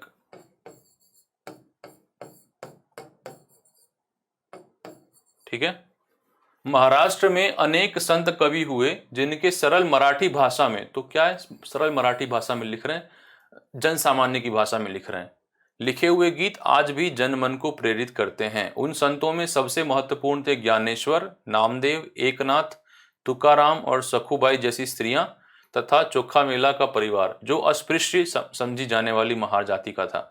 यही दिखाता है भाई जन आंदोलन का यहाँ पे स्वरूप दिख जाता है। भक्ति की यह क्षेत्रीय परंपरा पंढरपुर के विट्ठल यानी विष्णु का एक रूप, देखिए यही आपको दिखाता है ना कि अवतारवाद का प्रभाव, कि विट्ठल जो हैं एक स्थानीय देवता हैं लेकिन इन्हें अवतारवाद के जरिए विष्णु का एक रूप मान लिया गया है और जनमन के हृदय में विराजमान व्यक्तिगत देव संबंधी विचारों पर केंद्रित है। तो इस तरीके से ये भी भक्ति का ही एक प्रकार हुआ। भगवान विट्ठल की अवधारणा की आराधना ने वड़करी या वारकरी संप्रदाय को जन्म दिया, जो पंढरपुर की वार्षिक तीर्थ यात्रा पर जोर देता है। आप कभी अगर महाराष्ट्र में हाईवे वगैरह से निकलेंगे तो आप कई बार नोटिस करेंगे कि छोटे छोटे समूह में लोग तीर्थ यात्रा पे निकले हुए हैं, कीर्तन कर रहे हैं साथ में, तो ये काफी कॉमन है वहां पे। इन संत कवियों ने सभी प्रकार के कर्म कांडों, पवित्रता के ढोंगों और जन्म पर आधारित सामाजिक अंतरों का विरोध किया। देखिए जन्म पर आधारित सामाजिक अंतरों का विरोध किया जन आंदोलन, यहां तक कि उन्होंने सन्यास के विचार को भी ठुकरा दिया। ये आप आगे सिख धर्म में भी देखेंगे कि गुरु नानक जो है वो भी कहते हैं कि सन्यास वन्यास की कोई जरूरत नहीं है, और किसी भी अन्य व्यक्ति की तरह रोजी रोटी कमाते हुए परिवार के साथ रहे और विनम्रता पूर्वक जरूरतमंद साथी व्यक्तियों की सेवा करते हुए जीवन बिताने का अधिक प्रयास किया। ये जो डिट्टो, ये सिख धर्म का भी यही मैसेज है कि भाई सन्यास लेने की जरूरत नहीं है, आप कुछ भी प्रोडक्टिव काम कीजिए, बस आपका जो आचार है, आपका जो विचार है, जो आपके आचार हैं, कंडक्ट है, वो प्योर होना चाहिए। ठीक है, आपका जो फेथ है वो प्योर होना चाहिए। आपको मतलब सन्यास लेने की जरूरत नहीं है, आप अपने इष्ट देव का नाम स्मरण करते रहिए और अच्छा जीवन जिए। उन्होंने इस बात पर बल दिया कि असली भक्ति दूसरों के दुखों को बांट लेना है, सदाचार। ठीक है, इससे एक नए मानवतावादी विचार का उद्भव हुआ, जैसे कि प्रसिद्ध गुजराती संत नरसिंह मेहता ने कहा था कि वैष्णव जन तो तेने कहिए पीर पराई जाने रे। अब आपको पता ही होगा कि ये जो स्टेटमेंट है, ये जो भजन है, ये गांधी जी का फेवरेट भजन था, जो मानवतावाद की अवधारणा है कि भाई ठीक है, आप पूजा तो अर्चना तो करेंगे अपने देवता की, लेकिन आप मंदिर वगैरह बनाने की जगह जो इसमें खासा खर्च होता है, आप जन सामान्य की सेवा में उसे लगाइए। ठीक है, आप अगर कहीं दान दक्षिणा देने की जगह किसी जरूरतमंद की मदद कीजिए। तो क्या ये मानवतावादी एक एंगल है कि आप जो है इंसान के वेलफेयर पर ध्यान दीजिए, आप ज्यादा दान दक्षिणा में खर्च करने का कोई फायदा आपको होगा नहीं। यहां हमने बात की वारकारी संप्रदाय की, जो पंढरपुर की वार्षिक तीर्थ यात्रा पर जोर देता है। एक दूसरा धरकरी संप्रदाय भी है। ठीक है, इसमें एक प्रमुख संत हुए रामदास समर्थ, जो कि शिवाजी के गुरु थे।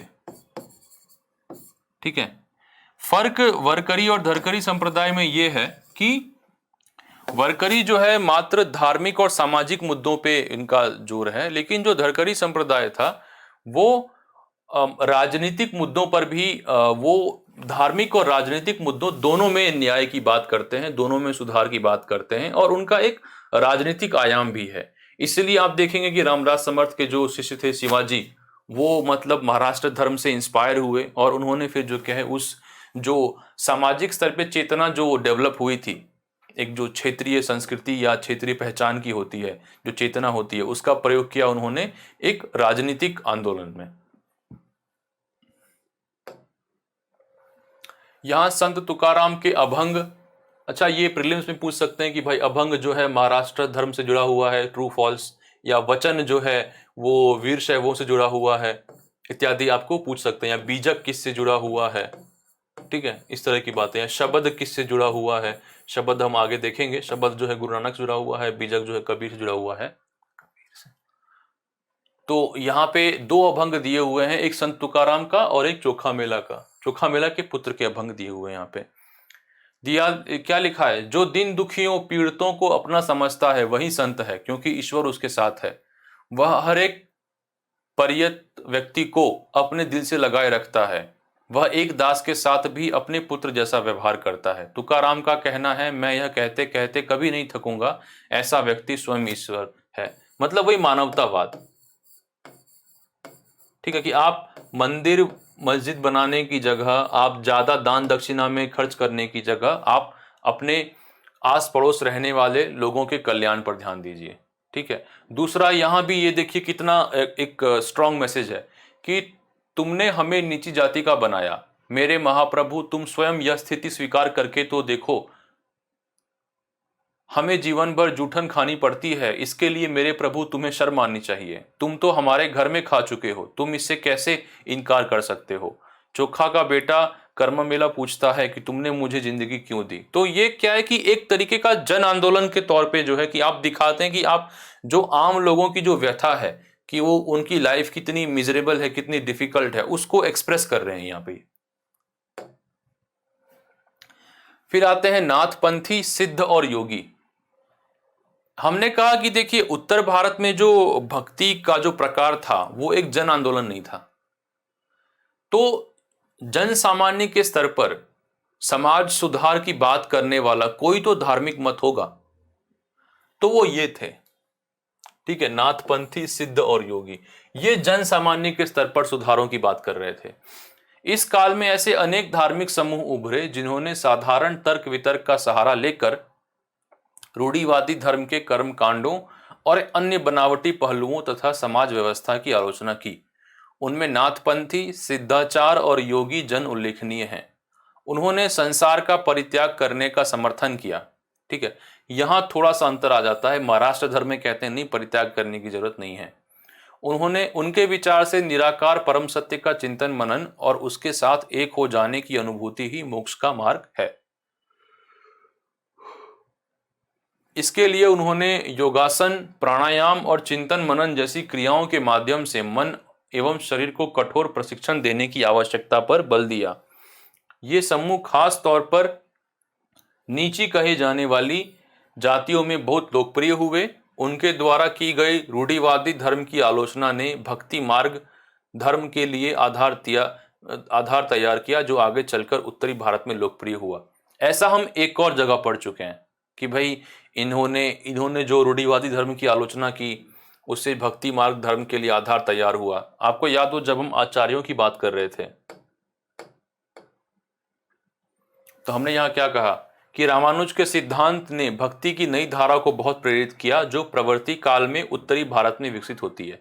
तो दक्षिण में जो भक्ति मार्ग पंथ था, उसे जब आचार्यों ने एक दर्शन दिया, ठीक है, उसको एक तरीके से कोहेरेंट बनाया वो, और आगे चल के उत्तर में जो एक जन आंदोलन है जो नाथपंथी, सिद्ध और योगी चला रहे हैं, वो इन दोनों ने उत्तर भारत में होने वाले भक्ति मार्ग को इंस्पायर किया है।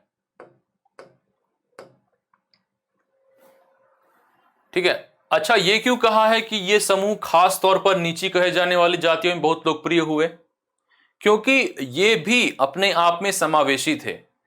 अगर कोई व्यक्ति इनके पास कोई दुविधा लेके आता या मुक्ति पाने के लिए आता तो उसे लौटाते नहीं थे, चाहे किसी भी जाति का हो, नर हो, स्त्री हो, पुरुष हो, कोई भी हो। तो ये समावेशी थे कि भाई अगर कोई हमसे जुड़ना चाहता है, कोई हमसे ज्ञान पाना चाहता है, कोई हमसे कुछ जानना चाहता है, तो उसे मना नहीं करेंगे। और ये कर्मकांडों की आलोचना कर ही रहे हैं, बड़े बड़े मंदिर बनाने की आलोचना कर ही रहे हैं। ये कह रहे हैं कि भाई मंदिर बनाने से क्या होगा, आप योग कीजिए, आप अलग अलग क्या और कीजिए, बता रहे हैं कि आप शरीर को आप प्राणायाम कीजिए, योगासन कीजिए, चिंतन मनन कीजिए, इससे आपको जो है मुक्ति मिलेगी।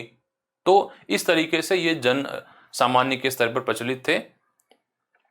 हालांकि इन पंथों ने अपने बारे में ज्यादा कुछ लिखा है नहीं, मतलब इनके कहाँ से शुरुआत हुई, इनके प्रमुख गुरु कौन थे, इनके मठ कहाँ थे, इनके डॉक्ट्रिन्स क्या हैं, इनके तो क्या है कि इनके बारे में जानकारी थोड़ी कम है। फिर भी कुछ ग्रंथ हैं, जैसे कि अमृत कुंड जो है वो हठ योग पर लिखा गया एक संस्कृत पुस्तक है। पतंजलि ने एक योग सूत्र लिखा था। तो ऐसी कुछ कुछ पुस्तकें हैं जो इनके तौर तरीकों के बारे में, इनके सिद्धांतों के बारे में बताती हैं, लेकिन ज़्यादा इन्फॉर्मेशन नहीं है। जैसे कि हम एक नाथ पंथ से गोरखनाथ के बारे में जानते हैं, ठीक है, लेकिन उनके जीवन के बारे में भी ज़्यादा जानकारी अवेलेबल है नहीं। कुछ बताते हैं कि नाथ पंथियों का जो हेडक्वार्टर था वो पेशावर के आसपास था, और वहाँ से वो जो है मध्य एशिया या पश्चिम एशिया तक नाथपंथी संत जाते थे और वहाँ के सूफियों से या वहाँ के चिंतकों से मिले थे। तो ये सब जानकारी का चूंकि इन्होंने अपने बारे में ज़्यादा रिकॉर्ड नहीं रखे, ज़्यादा लिखा नहीं, तो उनके बारे में जानकारी थोड़ी कम है। इस्लाम और सूफी मत। इस्लाम जो है एकेश्वरवाद की बात करता है। 8वीं और 9वीं शताब्दी में विद्वानों ने शरिया और धर्म के विभिन्न पहलुओं और मतों का विकास किया। देखिए, इस्लाम की शुरुआत तो 7वीं सदी में हो गई थी, ठीक है, सऊदी अरेबिया में, अभी का सऊदी अरेबिया मतलब। उसके बाद उसमें सबसे प्रमुख ग्रंथ है वो कुरान है, ठीक है। उसके बाद हदीस आते हैं, और फिर उसके बाद जो है शरिया की बारी आती है। लेकिन शरिया में भी अलग अलग पंथ हैं, जिसमें हनाफी पंथ जो है वो भारत में सबसे ज़्यादा फेमस है। उसमें क्या है कि हर चीज़, मतलब हर प्रकार के नियम कानून की बात की गई है। रोजमर्रा की जिंदगी हो गई, राजनीतिक सिद्धांत हो गए, आर्थिक नियम कानून हो गए, व्यापार के नियम कानून हो गए। तो शरिया में जो है हर स्थिति के लिए उनका एक मतलब एक ओपिनियन होता है, एक लॉ होता है। और अगर कोई पॉइंट क्लियर नहीं हो पा रहा है या कोई डाउट है, तो आप किसी मुफ्ती के पास जा सकते हैं जो फतवा मतलब अपना ओपिनियन देते हैं, ठीक है। तो कुरान, हदीस और उसके बाद शरिया के जो अलग अलग पंथ हैं वो हैं। तो क्या है कि 8वीं 9वीं सदी आते आते इस्लाम भी है वो चूंकि काफी बड़े क्षेत्र पे फैल गया था, स्पेन से लेके आपको मध्य एशिया तक, अफ्रीका में भी काफी अंदर तक। तो क्या है कि अब आपने अलग अलग स्थानीय संस्कृतियों से आपका आदान प्रदान हो रहा है, नए नए पंथ उभर कर आ रहे हैं। हमने 4 पंथों की बात की शरिया में, क्या नए नए आइडियाज निकल कर आ रहे हैं। आप पुरानी सभ्यताएं हैं, जो ग्रीक सभ्यता हो गई, रोमन सभ्यता हो गई, अफ्रीका की सभ्यताएं, इजिप्ट की सभ्यता हो गई, ठीक है, बिजेंटीन सभ्यता हो गई, भारत के, ऐसा ये प्रमाणित हो चुका है कि कई उपनिषदिक जो प्रारंभिक इस्लामिक विद्वान थे वो उपनिषदिक चिंतकों से मिले थे। जो एक अब्बासिद खलीफा थे, उन्होंने क्या एक अनुवाद विभाग की शुरुआत की थी। तो अलग अलग, चाहे ग्रीक में लिखा ग्रंथ हो, चाहे चाइनीज में लिखा ग्रंथ हो, चाहे संस्कृत में लिखा हो, कोई भी भाषा में, उसे बगदाद में उसका अनुवाद किया जाता था। तो क्या है कि सांस्कृतिक आदान प्रदान काफी हो रहा था इस काल में।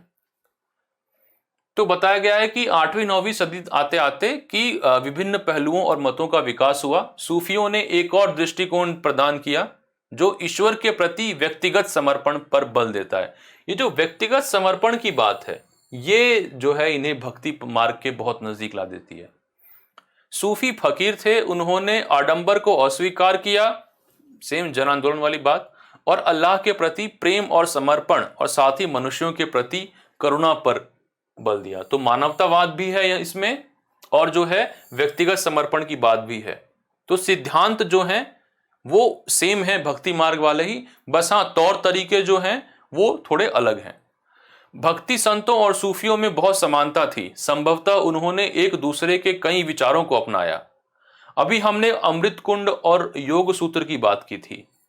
ये प्रमाणित हो चुका है कि अमृत कुंड जो है वो पहले उसका अरेबिक में अनुवाद हुआ था और फिर पर्शियन में अनुवाद हुआ, और उसमें जो हठ योग की बात की गई है वो कई सूफी संतों ने सीखी, और उन्होंने भी जो प्राणायाम के कई तरीके हैं उसको अपनाया, ठीक है। कुछ सूफी संत तो इतने उसमें एक्सपर्ट होते थे कि उन्हें जो नाथपंथी थे या और योगी थे वो उन्हें योगी कहने लगे थे। योग सूत्र जो पतंजलि ने लिखा था, इसे अल बरूनी ने जिस इसका अनुवाद किया, तो उन्हें भी इस बात को नोट किया कि जो योग सूत्र है इसमें जो कुछ जो बातें दी गई हैं उनका और सूफी संतों के तौर तरीके में काफी समानता है। तो ये दिखाता है कि आदान प्रदान तो हुआ है इसमें यहाँ पे। और एक चिंतक थे, मध्यकालीन चिंतक मंसूर बिन हलाज, जो एक सूफी पंथ में है, इनका काफी महत्व है। ये भी सिंध तक आए थे, और माना जाता है कि यहाँ पर, या हो सकता है ईरान में भी, इनका जो है उपनिषदिक चिंतकों से वार्तालाप हुआ होगा, कुछ ज्ञान का आदान प्रदान हुआ होगा। तो ये कुछ उदाहरण है। ये उदाहरण ऑब्वियसली बुक में नहीं दिए हुए हैं, ठीक है, बस ये पॉइंट लिखा था कि दोनों में इतनी समानता थी, तो संभवतः उन्होंने एक दूसरे से के विचारों को अपनाया होगा। बट यहाँ पे मुझे लगा कुछ उदाहरण देने चाहिए। सूफियों ने अक्सर उलेमा द्वारा बताए गए विस्तृत अनुष्ठानों और व्यवहार के कोड को अस्वीकार किया। जैसे भक्ति संत थे, वो ये पुजारियों द्वारा, ब्राह्मणों द्वारा दिए गए कर्मकांड की अवधारणा को, वर्ण व्यवस्था की अवधारणा को, या बड़े बड़े मंदिर बनाने की, अनुदान देने की, दान दक्षिणा देने की बात को अस्वीकार करते थे। सेम वही है। वे ईश्वर के साथ ठीक उसी प्रकार जुड़े रहना चाहते थे जिस प्रकार एक प्रेमी दुनिया की परवाह किए बिना अपनी प्रियतम के साथ जुड़े रहना चाहता है, ठीक है। मध्य एशिया के महान सूफियों में गजाली, अल गजाली, रूमी और सदी थे। आपने ये रूमी वगैरह का नाम भी सुना होगा, इनके काफी किताबें आमतौर पे बिकती रहती हैं। देखिए ये जो लाइन है ना कि ईश्वर के साथ ठीक उसी प्रकार जुड़े रहना चाहते थे जिस प्रकार एक प्रेमी दुनिया की परवाह किए बिना अपनी प्रियतम के साथ जुड़ना चाहता है। आपको याद होगा कुछ समय पहले एक मूवी आई थी भाग मिल्खा भाग, उसमें एक गाना है, पूरा गाना तो खैर गाना यहाँ पे उचित नहीं होगा, बट एक उसमें एक लाइन है कि मैं मंदिर क्यों जावा मेरा यार खुदा है, मैं मस्जिद क्यों जावा मेरा यार खुदा है, इश्क करूं या करूं इबादत इफ दो गल है एक। तो ये जो आइडिया है कि भाई ये कुछ कुछ कुछ क्या एग्जैक्टली यही आइडिया है कि वो कहते हैं कि मंदिर मस्जिद की बात छोड़ो, they are comparing the loving relationship between a प्रेमी एंड और प्रियतम, उसको जो है वो ईश्वर से अपने जो रिलेशनशिप को है उसको डिस्क्राइब कर रहे हैं। और आप कई ऐसे मध्यकाल में लिखे गए गीतों को जो आज भी हिंदी सिनेमा में अलग अलग मतलब से आप कहीं आप इस चीज को थोड़ा ऑब्जर्व कीजिएगा कि आपको कहाँ मतलब जो है आप समझ नहीं आएगा कि ये रोमांटिक सॉन्ग है या स्पिरिचुअल सॉन्ग है, क्योंकि वो इंटरचेंज होते होके उस कॉन्सेप्ट को यूज करते हैं। तो ये काफी कॉमन तरीका है। इस प्रकार के आपको थोड़ा ध्यान देंगे तो आपको इस प्रकार के कई गाने भी सुनने मिलेंगे कि उसमें सेम आइडिया होगा कि जैसे प्रेमी और का जो रिलेशनशिप है वैसे ही वो ईश्वर से अपने रिलेशनशिप को डिस्क्राइब करते हैं। ठीक है, जिसमें मोस्टली वो अपने आप को फेमिनिन फॉर्म में दिखाते हैं और गॉड को जो है वो मैस्कुलिन फॉर्म में उसको मतलब इमेजिन करते हैं। जलालुद्दीन रूमी 13वीं सदी का महान सूफी शायर था। वह ईरान का रहने वाला था और उसने फारसी में काव्य रचना की, फारसी पर्शियन वही। उसकी कृति का एक उदाहरण है कि वह ईसाइयों की सूली पर नहीं था, ठीक है, क्रॉस जो होता है, वह हिंदू मंदिरों में गया, मैं हिंदू मंदिरों में गया, वहां भी उसका कोई नामो निशान नहीं था। न तो वह ऊंचाइयों में मिला न ही खाइयों में। मैं मक्का के काबा भी गया, वह वहां नहीं था। मैंने उसके बारे में दार्शनिक एविसेना से पूछा। ये ग्रीक समय के प्राचीन इतिहासकार हैं, सॉरी इतिहासकार नहीं दार्शनिक हैं, ठीक है। वह एविसेना की पहुंच से परे था कि मतलब दार्शनिक है वो भी नहीं बता पा रहे हैं। मैंने अपने दिल में झांका, ठीक है, यही उसकी जगह थी, वहीं मैंने उसे पाया, वह और कहीं नहीं था। अब अगेन रोमांटिक सॉन्ग्स में भी दिल का काफी इंपॉर्टेंस है और ये बता रहे हैं कि अल्लाह है वो भी दिल में है। तो ये क्या है वो आप अब मैं एक रिक्वेस्ट करूंगा कि अब आज गाने तो आप सभी सुनते हैं, आप अभी अगर कभी ऐसे सूफी टाइप गाने कहीं सुने, चाहे फिल्मों में हो या कहीं और माध्यम से, तो आप नोटिस कीजिएगा इस कंपैरिजन को कि स्पिरिचुअलिटी और रोमांस जो है वो एक लगेगा कि एक साथ ही उसमें दिखाया गया है उस गाने में। नाथपंथियों, सिद्धों और योगियों की तरह सूफी भी यही मानते थे कि दुनिया के प्रति अलग नजरिया अपनाने के लिए दिल को सिखाया पढ़ाया जा सकता है। उन्होंने किसी औलिया या पीर की देखरेख में जिक्र यानी कि नाम का जाप करना, जैसे मंत्र पढ़ते हैं वैसे ही, चिंतन, समा, रक्स, नीति चर्चा, सांस पर नियंत्रण, ये जो है ना प्राणायाम आदि के जरिए प्रशिक्षण की विस्तृत रीतियों का विकास किया।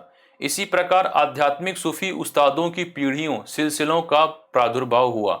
इनमें से हर एक सिलसिला निर्देशों व धार्मिक क्रियाओं का थोड़ा बहुत अलग तरीका अपनाता था। मतलब इनके अपने तौर तरीके थोड़े अलग हो सकते हैं लेकिन जो कोर कुछ सिमिलैरिटीज भी थी। अच्छा, यहाँ पे सिलसिला कहा गया है, सिलसिला क्या होता है? पीर और मुरीद, गुरु और शिष्य, इसका सिलसिला होता है कि मतलब पीर है, गुरु का शिष्य है, शिष्य भी एक वक्त गुरु बन जाएगा तो फिर उसके शिष्य होंगे, और आपके एक से ज्यादा शिष्य होंगे तो आप उन्हें देश के या दुनिया के अलग अलग भागों में भेजेंगे ताकि वहां पे फिर वो जो सिलसिले को आगे चला सकें। तो ये भी एक सिमिलैरिटी है। ये नाथपंथी हो गए, सिद्ध योगी हो गए, इनमें भी ये गुरु शिष्य की परंपरा रहती है, ठीक है, कि गुरु जो है आप गुरु के अंदर ट्रेनिंग लेते हैं, फिर आप एक वक्त के बाद आप उतने प्रबुद्ध हो जाते हैं कि अब आप जो उनको आप कहीं और जा सकते हैं, आप अपना सिलसिला शुरू कर सकते हैं। सिलसिलों में कुछ एकाध अंतर यह भी था कि कुछ सिलसिले जो थे वो पूरी कोशिश करते थे कि शासक वर्ग से दूर रहा जाए, जहां तक हो सके उससे दूर रखो, ज्यादा दान दक्षिणा मत लो, अपने जितने से अपना चल जाए काम उतनी दान दक्षिणा लो, आम जनता पे ज्यादा निर्भर रहो दान दक्षिणा के लिए शासक वर्ग की तुलना में, कोई सरकारी पद ना लो, ठीक है, जितना हो सके उतना सामान्य जीवन जियो। खास करके चिश्तियों में काफी कॉमन था। लेकिन दूसरी तरफ कुछ ऐसे पंथ भी थे जिन्हें कोई हर्ज नहीं था कि शासक वर्ग से जुड़ने में, वो कई ऊंचे ऊंचे पदों पर भी होते थे। खास करके जो काजी हो गए, मुफ्ती हो गए, या जो रिसालत, दीवान रिसालत जो हमने दिल्ली सल्तनत में बात की थी, या सदर उस सदर जो मुगल काल में हो गए। तो ऐसे कुछ कुछ प्रकार थे। आगे हम बेशारा और उनकी भी बात करेंगे कि उनमें क्या अंतर है, क्या समानता है, ठीक है। संत कवियों की तरह सूफी लोग भी अपनी भावनाओं को व्यक्त करने के लिए काव्य रचना किया करते थे। गद्य में एक विस्तृत साहित्य तथा कई किस्से कहानियां इन सूफी संतों के इर्द गिर्द विकसित हुई। देखिए, हम किस्से कहानियां, जैसे कि आपको याद हो तो हमने जफर खान की बात की थी दिल्ली सल्तनत के बारे में बात करते वक्त, कि उन्होंने क्या था, बहमनी सल्तनत की स्थापना की थी। तो आप उनके बारे में एक कहानी प्रचलित हो गई कि एक बार निजामुद्दीन औलिया से मिलने गए, तो जब वो इंटर हो रहे थे उनके असेंबली हॉल में, तो मोहम्मद बिन तुगलक निकल रहे थे। मोहम्मद बिन तुगलक के मरने के बाद ही बहमनी सल्तनत की स्थापना हुई, ठीक है। नहीं, मरने के बाद नहीं, मतलब उनके खिलाफ बगावत करके, ठीक है। तो ये कहा जाता है कि जब निजामुद्दीन औलिया ने देखा कि जफर खान आ रहे हैं, तो उन्होंने कहा कि ये लो, एक सुल्तान मेरे दरवाजे से जा रहा है, यानी कि मोहम्मद बिन तुगलक, और अगला आ रहा है। तो अब ये कहना ये चाहते हैं कि निजामुद्दीन औलिया जो इतने मतलब सिद्ध व्यक्ति थे, जो मतलब त्रिकालदर्शी कह सकते हैं आप उन्हें, कि वो फ्यूचर भी देख सकते हैं, उन्होंने भविष्यवाणी कर दी कि जफर खान आगे चल के एक सल्तनत की स्थापना करेंगे। तो ऐसे किस्से कहानियां डेवलप हो गए। अब ये सर्टेनली है कि ये इम्पॉसिबल है, ऐसा नहीं हुआ होगा, बट फिर भी हम किस्से कहानियों का इस्तेमाल करते हैं इतिहास समझने के लिए। आपको अगर कोई कहे कि 15वीं शताब्दी में, 14वीं शताब्दी में बहमनी सल्तनत की स्थापना हुई और धीरे धीरे ये 14वीं 15वीं शताब्दी में ऐसी कहानियां उड़ने लगी, तो आप इसका क्या मतलब निकालेंगे इतिहास पढ़ने के? आप कैसे इसमें से इतिहास कैसे निकालेंगे? बात तो ये गलत है, ऐसा हो नहीं सकता। ऐसा कब कि कोई व्यक्ति ऐसा, और बाय चांस हो सकता है कि औलिया ने मजाक में कहा हो, उन्हें थोड़ी पता था कि ये वाकई में इंसान बगावत कर देगा मेरी बात से इनकरेज होके। तो हम इतिहास कैसे निकालते हैं? ये बताता है कि सूफी संतों का जनमानस पे क्या पकड़ था, कि अगर आम आदमी सुनता है और यकीन कर लेता है कि हाँ ऐसा हुआ होगा, तो उसकी नज़र में अपने आप सल्तनत की जो लेजिटिमेसी है वो बढ़ जाएगी, ठीक है। उसको स्वीकार्य हो जाएगा सल्तनत, कि हाँ इसे जो है, इस सल्तनत को है निजामुद्दीन औलिया का आशीर्वाद मिला हुआ है, तो ये जो सल्तनत या सुल्तान है, इसका राज्य जो है वो सही है। तो ऐसे आप इतिहास निकालते हैं, ठीक है। आगे हम मीराबाई के बारे में बात करेंगे, तो ऐसे भी कुछ और एक आध और उदाहरण देंगे, ठीक है। ऐसे कई किस्से कहानियां विकसित हुई। इतिहास का अध्ययन करने के लिए अक्सर यह तवारीख की तुलना में अधिक वस्तुनिष्ठ स्रोतों के रूप में कार्य करते हैं।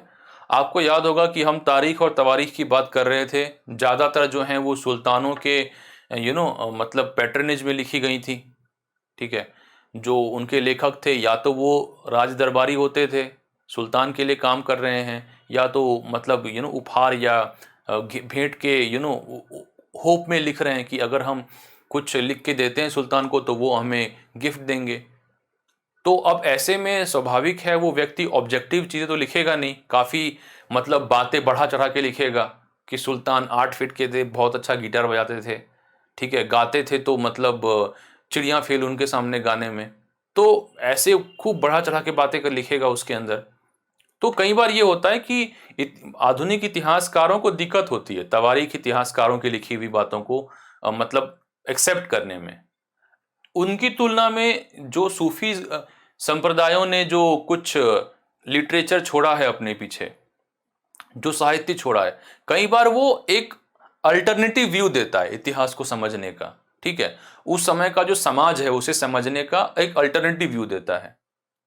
कुछ उदाहरण दिए हैं, जैसे कि मलफूजात हो गया, ये जो है संतों के उपदेश हैं और उनके कथन है, उनको अगर उनके मुरीद ने या उनके किसी शिष्य ने लिख लिया हो, चाहे तुरंत या बाद में कभी, वो मकतूबात हो गए, उनके पत्रों का संकलन है, वही शिष्यों को पत्र लिखा हो सकता है और सूफियों को लिखा हो सकता है, या सुल्तानों को लिखा हो सकता है, या किसी प्रिय शिष्य को लिखा हो।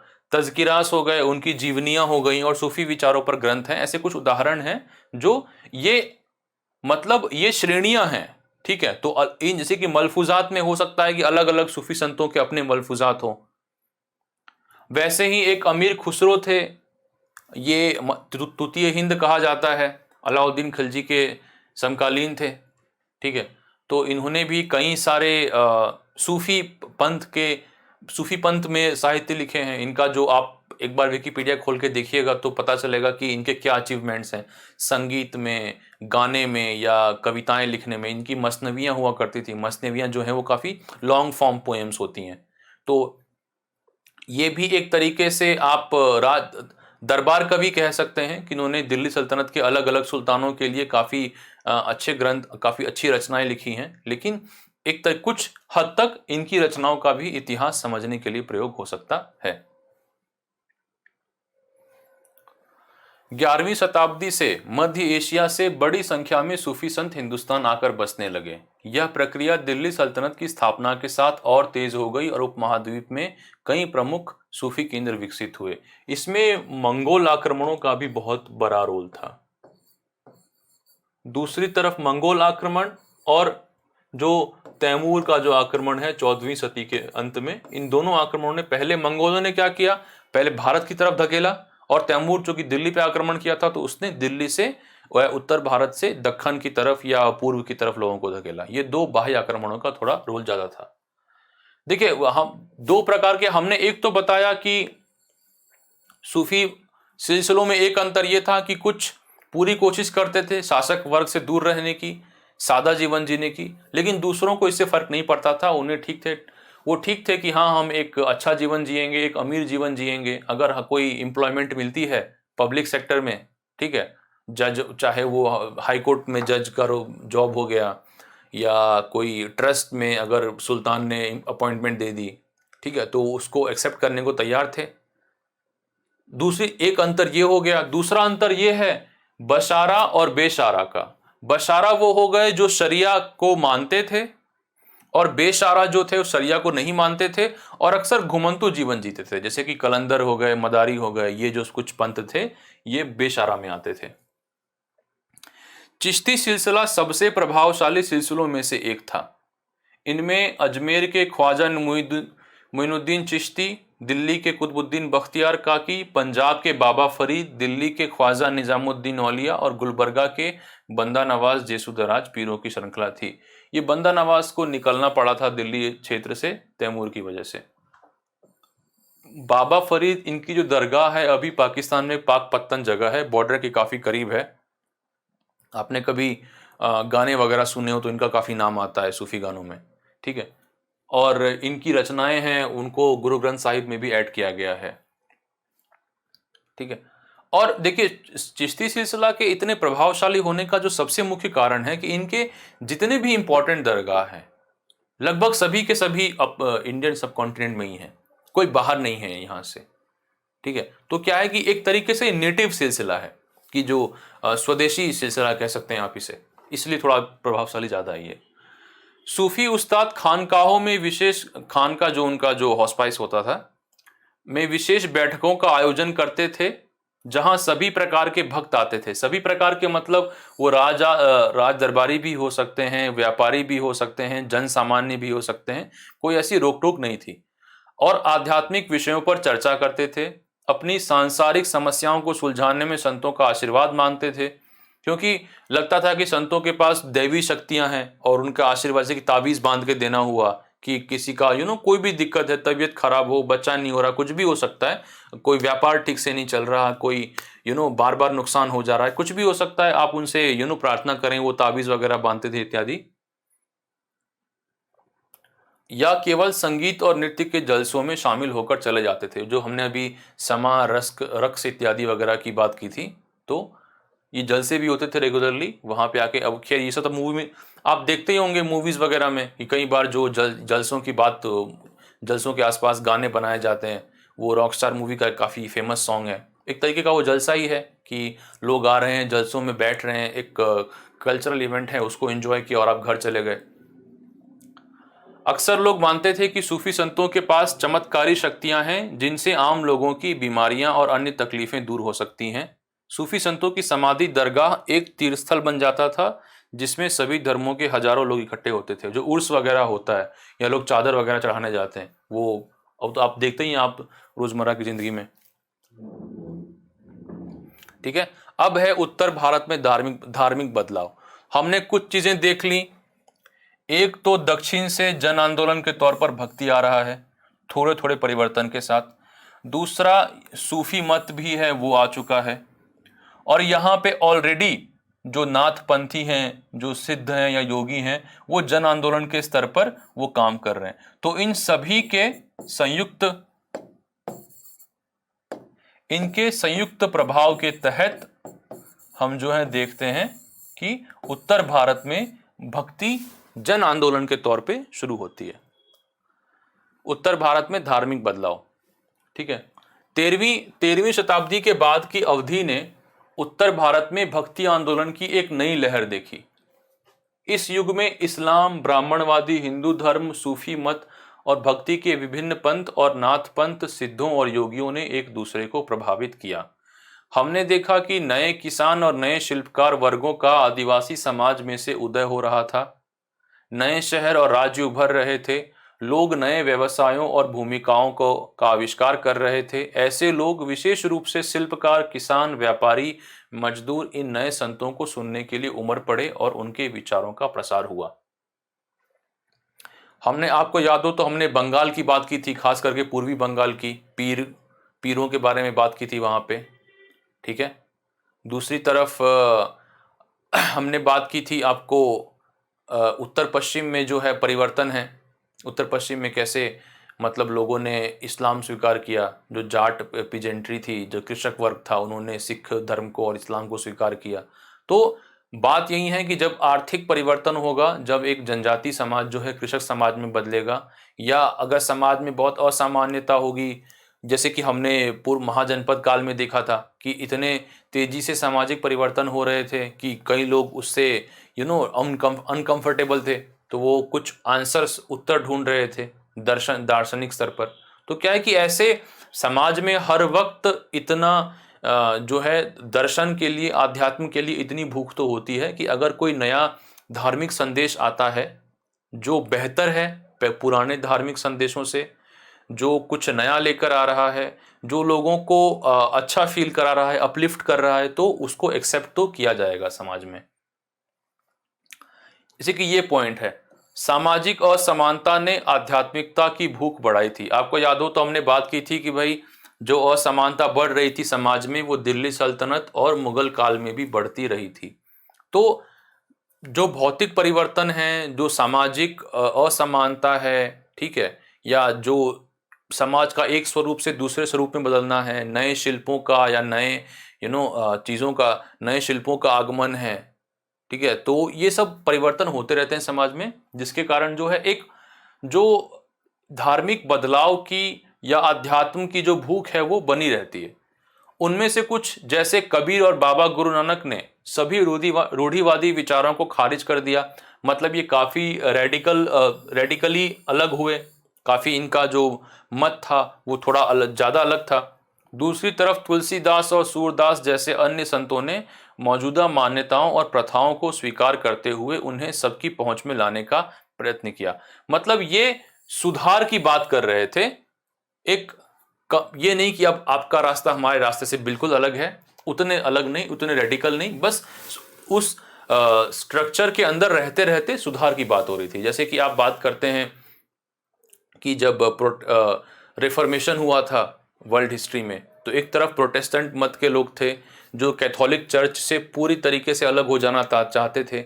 दूसरी तरफ कैथोलिक चर्च में ही ऐसे सुधारवादी थे जिन्हें जेसुट्स कहते हैं, वो धर्म में सुधार लाना चाहते थे और सुधार किए हुए धर्म का प्रचार करना चाहते थे। तो ये कुछ वैसी बात है। इसके पहले हम थोड़ा ब्रीफली एक चीज देख लेते हैं। एक अंतर है भक्ति संतों में एक अंतर तो आप देखेंगे निर्गुण और सॉरी एक अंतर तो आप अलवर और नयनार का देखेंगे, ठीक है, जो दक्षिण भारत में है। एक आप देखेंगे निर्गुण भक्ति और सगुण भक्ति।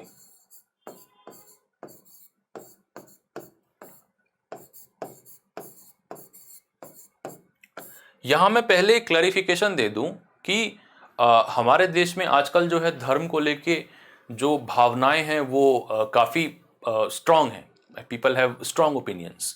तो ऐसे कई लोग हैं जो मैंने सोशल मीडिया पे देखा है या कुछ इतिहास और धर्म में अंतर नहीं जानते हैं, वो ये बार बार आर्ग्यू करते हैं कि नहीं ऐसा कोई निर्गुण सगुण का अंतर नहीं था, सभी एक थे, कोई आप जो है बांट रहे हो लोगों को। देखिए हमारा यहाँ मकसद इतना है कि हम कॉम्पिटिटिव एग्जाम्स के लिए पढ़ाई कर रहे हैं, तो जो इतिहासकारों ने जो इस्टेब्लिश्ड इतिहास हमें दिया हुआ है हम बस उसे समझने की कोशिश कर रहे हैं, ताकि हमारा मकसद है एग्जाम निकालना, धर्म धुरंधर बनना यहाँ मकसद नहीं है।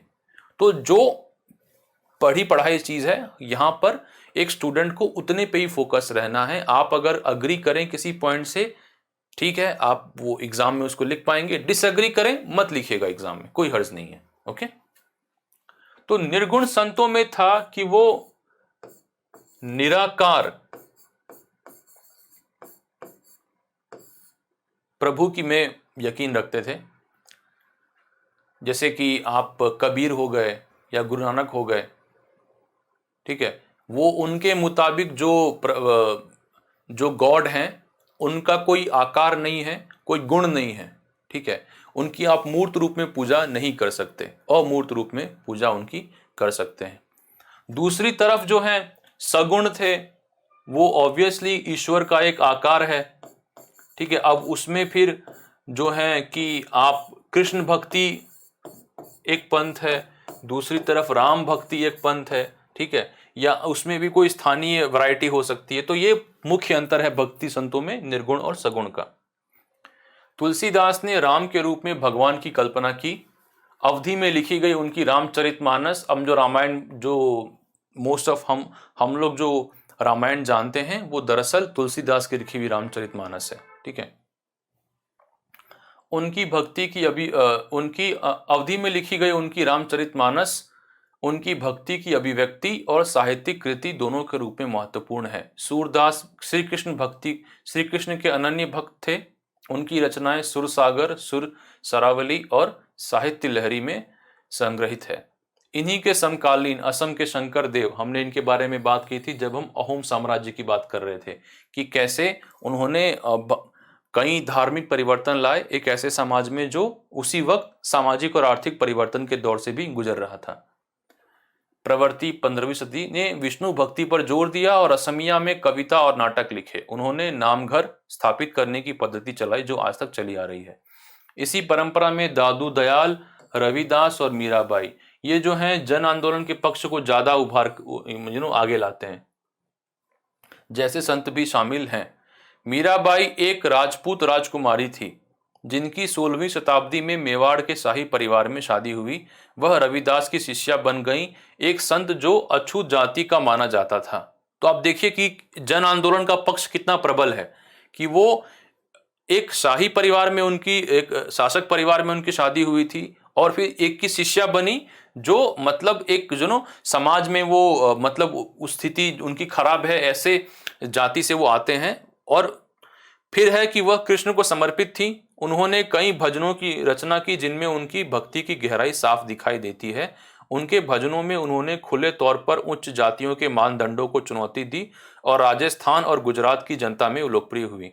देखिए ये सभी संत जो हैं सगुण भक्ति में गिने जाते हैं, लेकिन इनका जो सामाजिक संदेश है उसमें अंतर आता है, ठीक है। जो मीराबाई का या आप रविदास का संदेश देखेंगे वो जन आंदोलन के तौर पर है, वो समाज सुधार का उसमें जो पक्ष है वो प्रबल है, ठीक है। तो सगुण ऐसा नहीं है कि सगुण भक्ति के सभी संत थे उनका उनमें एक सिमिलैरिटी है, नहीं, उनमें भी जो है उनका संदेश थोड़ा थोड़ा अलग है। यहां मीरा द्वारा रचा गया गीत दिया हुआ है, ठीक है। यहां पे एक लाइन है जैसे कि राणा जी थे क्या ने राखो मासू बैर, बिखरो प्यालो राणा भेजिया पीवा पीवा मीरा हासारी, मतलब कि आपने जो मुझे विष का प्याला भेजा है, मैंने उसे हंसते हंसते पी लिया।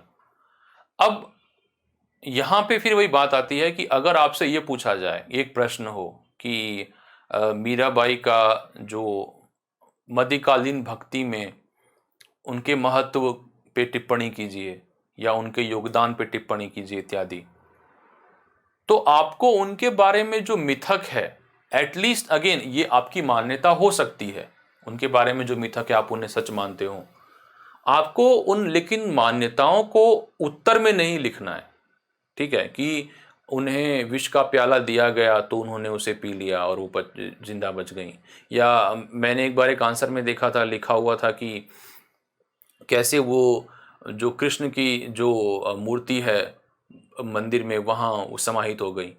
ये सब आपकी मान्यताएं हो सकती हैं, मैं उसको यहाँ क्वेश्चन नहीं करना चाहता, बट ये उत्तर में नहीं लिखना है। जब आपसे पूछा जाए कि मीरा का, हम अगर मेंस में क्वेश्चन आए कि मध्यकालीन भक्ति में मीरा के योगदान पे कुछ टिप्पणी कीजिए या उसका मूल्यांकन कीजिए, तो आपको ये दिखाना है कि वो जन आंदोलन का जो पक्ष था, जो हमें उनके गीतों से नजर आता है कि एक तरीके से वो भक्ति को जन सामान्य तक ले जाना चाहती हैं और जन सामान्य के अपलिफ्टमेंट की बात है।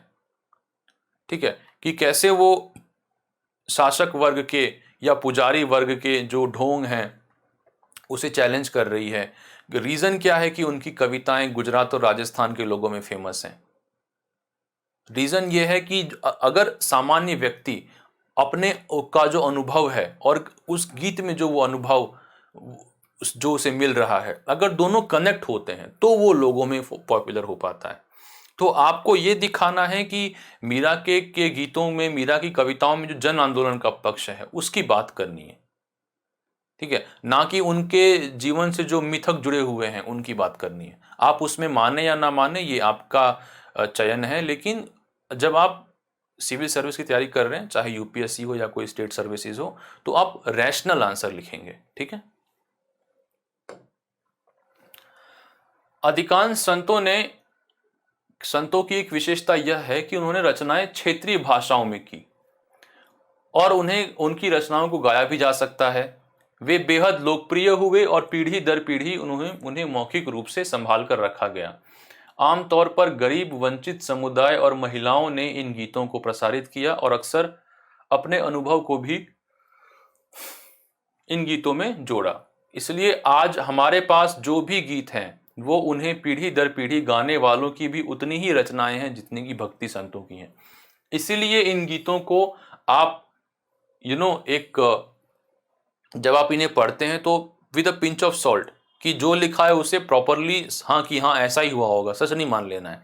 लोगों ने अपने अनुभव जोड़े, अपनी और अनुभव ज्यादा अपनी भावनाएं जोड़ी, तो गीत जो है वो उनका जो स्वरूप है धीरे धीरे बदलता रहा है। वे हमारी जीवित लोक संस्कृति का हिस्सा हैं। ठीक है। संतों का एक महत्वपूर्ण योगदान संगीत के विकास में भी था। बंगाल के जयदेव ने संस्कृत में गीत गोविंद लिखा, जिसके प्रत्येक गीत एक विशेष राग और ताल में रचा गया है।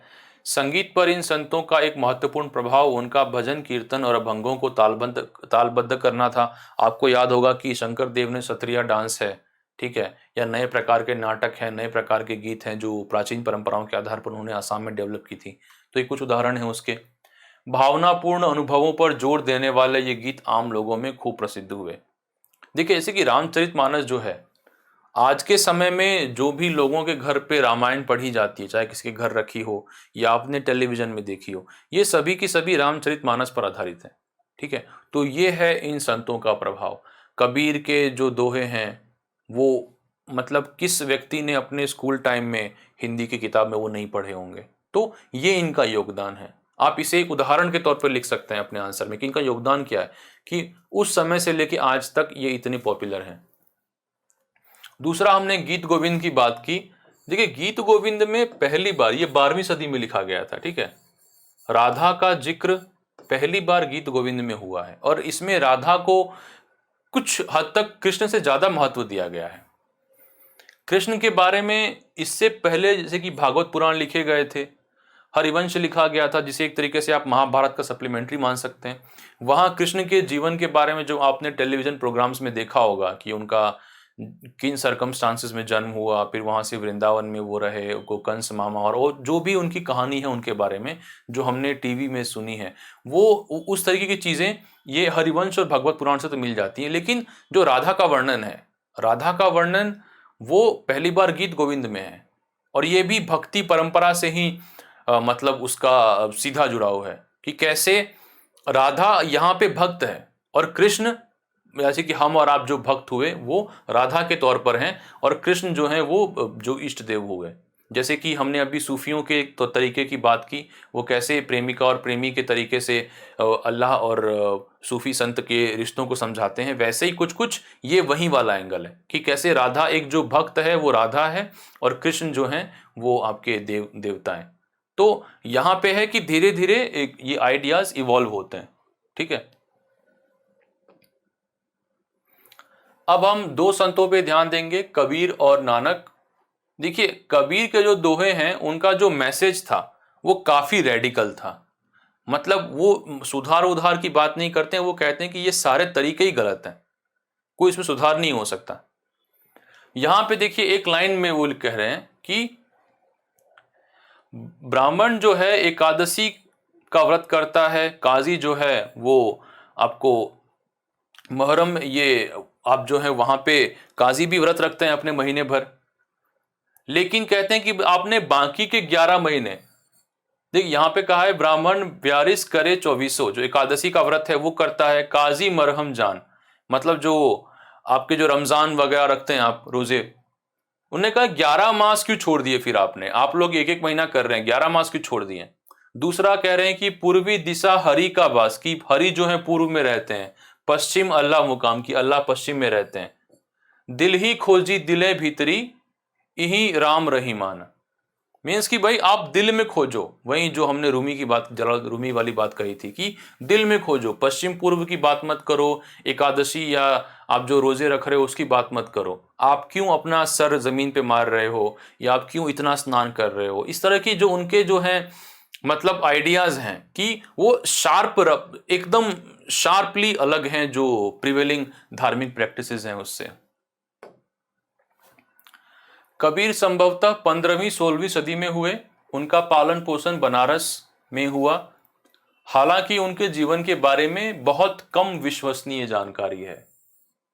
उनके विचारों की जानकारी उनकी साखियों और पदों के विशाल संग्रह से मिलती है, जिनके बारे में कहते हैं कि इनकी रचना तो कबीर ने की थी, लेकिन ये घुमंतु भजन गायकों द्वारा गाए गए थे। तो ये सब क्या पक्के तौर पे बड़ा कहना बड़ा मुश्किल है कि ये जो भजन है इसमें से कितना परसेंट भजन, या जो इनके जिन्हें हम कहते हैं कि साखियां या पद हैं, इनमें से कितना परसेंट कबीर ने लिखा था। जैसा जो कबीर ने लिखा था वो कितना इवॉल्व हुई है, पता चला जो उन्हें गाने वाले जो आपके भजन गायक, घुमंतु भजन गायक थे, उन्होंने उसमें कितना ऐड किया है, कितना काटा है।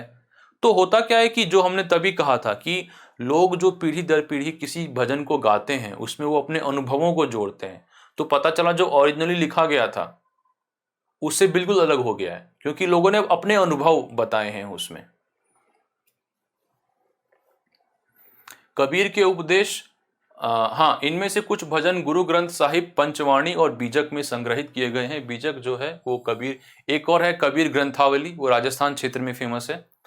कबीर के उपदेश प्रमुख धार्मिक परंपराओं की पूर्ण और प्रचंड अस्वीकृति पर आधारित है। मतलब वो बिल्कुल नहीं मान रहे इन चीजों में कि मंदिर मस्जिद जो है, आप जो इन तरह की बातों में, ठीक है। उनके उपदेशों में ब्राह्मणवादी हिंदू धर्म और इस्लाम दोनों की बाह्य आडंबर पूर्ण पूजा के सभी रूपों का मजाक उड़ाया गया है। उनके काव्य की भाषा बोल चाल की हिंदी थी जो आम आदमियों द्वारा आसानी से समझी जा सकती थी। उन्होंने कभी कभी रहस्यमयी भाषा का भी प्रयोग किया, इसको समझना कठिन है क्योंकि जो भी आप शब्द यूज कर रहे हैं एक्चुअली उसका मतलब उल्टा होता है। तो कबीर निराकार परमेश्वर में विश्वास करते थे। उन्होंने यह उपदेश दिया कि भक्ति के माध्यम से ही मोक्ष यानी मुक्ति प्राप्त हो सकती है। हिंदू और मुसलमान दोनों उनके अनुयायी हो गए थे। अच्छा, इनके बारे में भी कुछ कई वो मिथक हैं, जैसे कि उनकी मृत्यु पे जो है उनके जो फॉलोअर्स थे, अनुयायी थे, उनमें थोड़ा विवाद हुआ कि इन्हें दफनाया जाए या इन्हें जलाया जाए। तो बाद में जब उनका उनका जो श्राउड था वो हटाया गया तो वहाँ पे उनका मृतदेह नहीं था, कुछ फूल पड़े हुए थे। तो ये सब बातें क्या है, ये आस्था की बात है, मान्यता की बात है। अगर आपको कबीर के बारे में कुछ पूछे तो ये सब बातें उत्तर में नहीं लिखनी है, आपको कबीर के योगदान को रैशनली मतलब मूल्यांकन करना है। फिर हम नानक की बात करते हैं, बाबा गुरु नानक की। देखिए गुरु नानक के बारे में 2013 या 12 में क्वेश्चन था कि बाबर और गुरु नानक जो हैं वो समकालीन थे।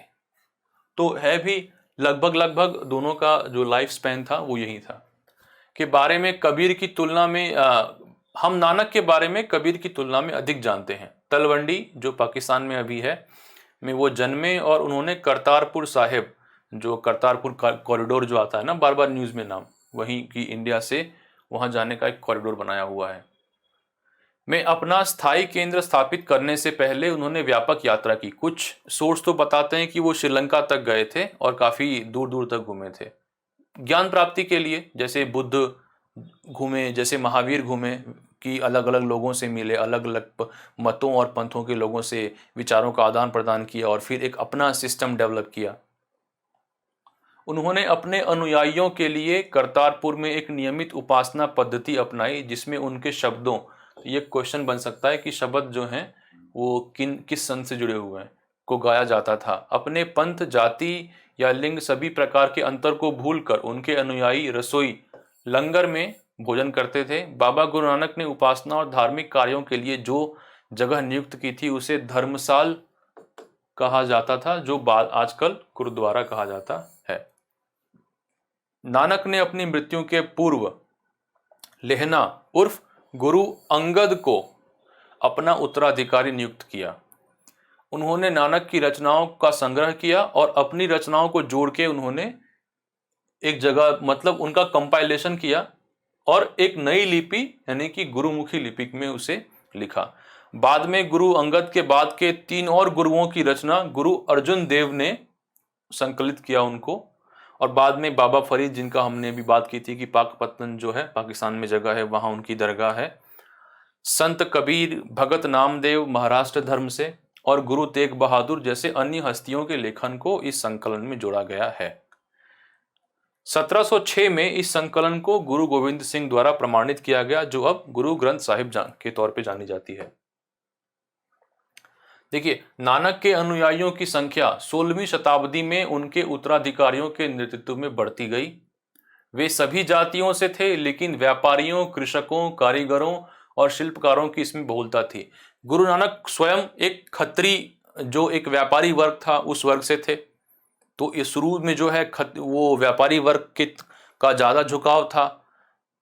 उसका कारण यह है कि जो गुरु नानक कहते थे कि भाई आप जो हैं संन्यास लेने की जरूरत नहीं है, आप जो है एक सादा जीवन जिए, एक सक्रिय जीवन जिए, बस आप जो है जन कल्याण की और जो दान धर्म है, ताकि लोगों का मानवतावादी तरीके से आप जिए। इसलिए जो है अब व्यापारी वर्ग में उनका थोड़ा अपील था।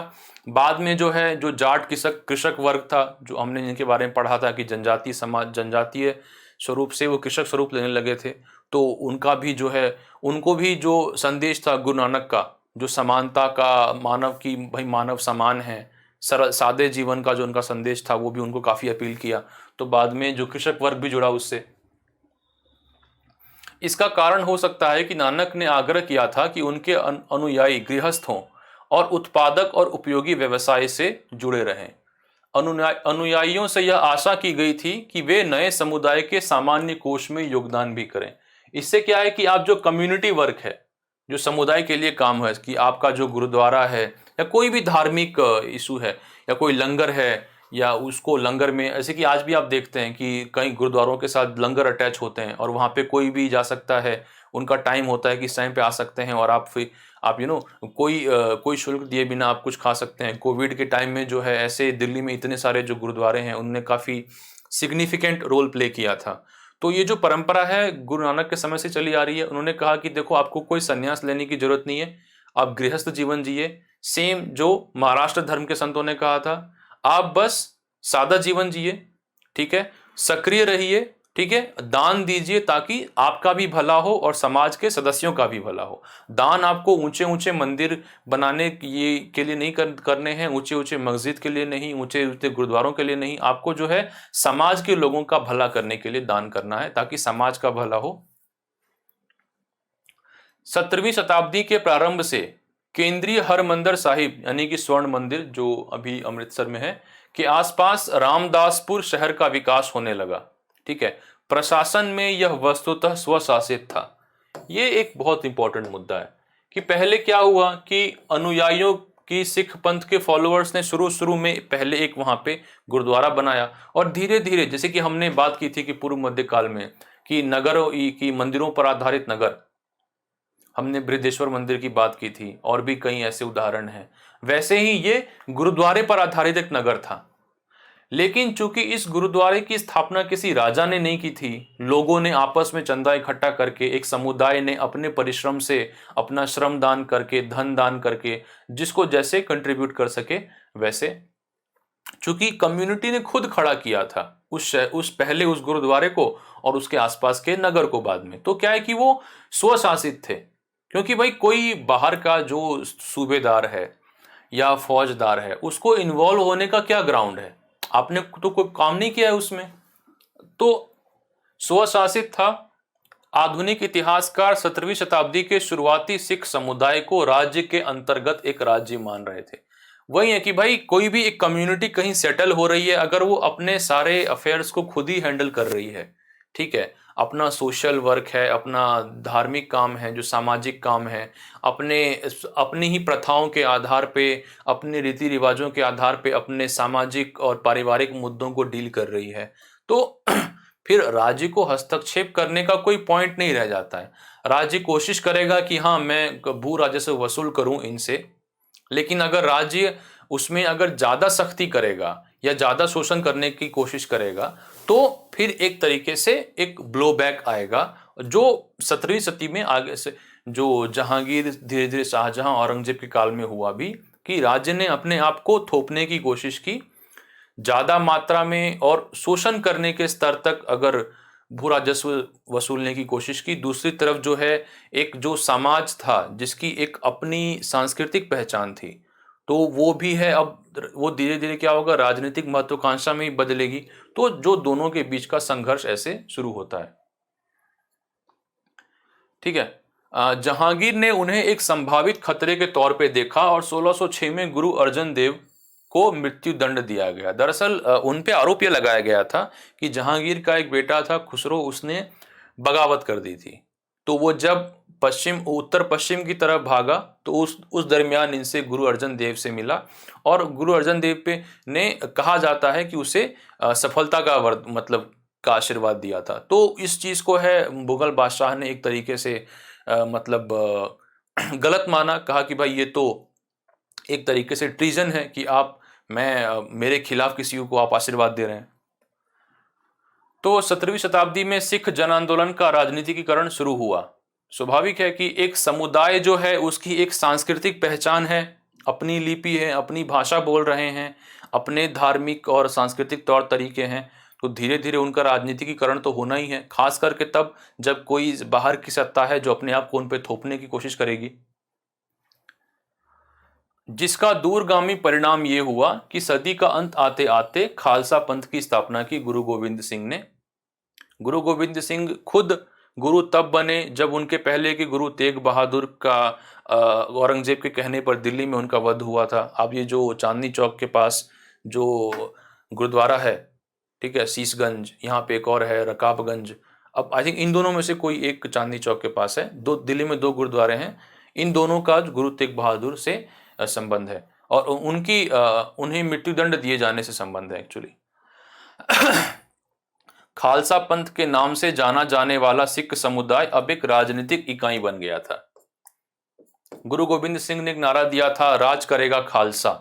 सो ये है कि ये अब एक पॉलिटिकल, एक राजनीतिक एम्बिशन को दिखाता है। 16वीं और 17वीं शताब्दी के परिदृश्य ने सिख आंदोलन के विकास को प्रभावित किया। 16वीं सदी में एक तो पहले आप एक समाज के तौर पे उभर रहे हैं और 17वीं सदी में आप एक ऐसा समाज जिसकी एक अपनी पहचान है और एक राजनीतिक महत्वाकांक्षा है, उस तौर पे उभर रहे हैं। इनको थोड़ा सा देख लेते हैं। देखिए, सामाजिक धार्मिक जन आंदोलन अनुकूल परिस्थितियों में राजनीतिक रूप ले सकता है, और हम कुछ बदलावों को देखेंगे कि कैसे धीरे धीरे उसने राजनीतिक रूप लिया। मसनद जो है वो एक तरीके से ऑफिशियल्स थे, जिनका काम था कि सिख समुदाय के अलग अलग क्षेत्रों में रहने वाले लोगों से वो सामान्य कोष में योगदान के लिए या चंदे के लिए जो है रकम लेना। तो धीरे धीरे क्या होता है कि आपको याद हो कि हमने प्राचीन भारत के केस में पढ़ा था कि पहले बलि जो थी वो वॉलेंट्री था, आप दें ना दें, लेकिन बाद में क्या है वो आपको अनिवार्य हो गया कि अब वो एक अनिवार्य कर बदल, पहले जो है वो एक तरीके से आपका योगदान है, आपकी क्षमता और आपकी इच्छा पर आधारित है, धीरे धीरे वो है अब एक आपका अनिवार्य कर हो गया है। तो वैसे ही जो मसनद थे वो पहले एक योगदान वाली बात थी कि धर्म कर्म के काम में आपको योगदान करना चाहिए, धीरे धीरे वो एक संस्थान के तौर पे बदल गया। एक राखी का आइडिया जो हम 10वें चैप्टर को पढ़ेंगे, जब हम 18वीं सदी में जो है राज्य अलग अलग राज्यों के निर्माण के बारे में पढ़ेंगे, तो वहां देखेंगे कि एक राखी नाम से कर का उद्भव हुआ। वंशानुगत गुरु का पद, देखिए जो अब गुरु अंगद थे वो नानक के वंश से नहीं थे, वो उनके शिष्य थे, लेकिन धीरे धीरे क्या हुआ कि गुरु का पद वंशानुगत हो गया। ठीक है, तो एक तरीके से आप उसको किंगशिप से कंपेयर कर सकते हैं एक तरीके से। दूसरा, आध्यात्मिक और राजनीतिक शक्तियां दोनों गुरु में समाहित थी। गुरु ही जैसे कि ये प्रॉफिट मोहम्मद थे, ठीक है, वैसे ही उनके वो भी राजनीतिक और धार्मिक दोनों मामलों में मुस्लिम समुदाय के अध्यक्ष थे, प्रमुख थे। वैसे ही यहां भी था कि जो राजनीतिक और धार्मिक शक्तियों को एक ही व्यक्ति में समाहित किया गया।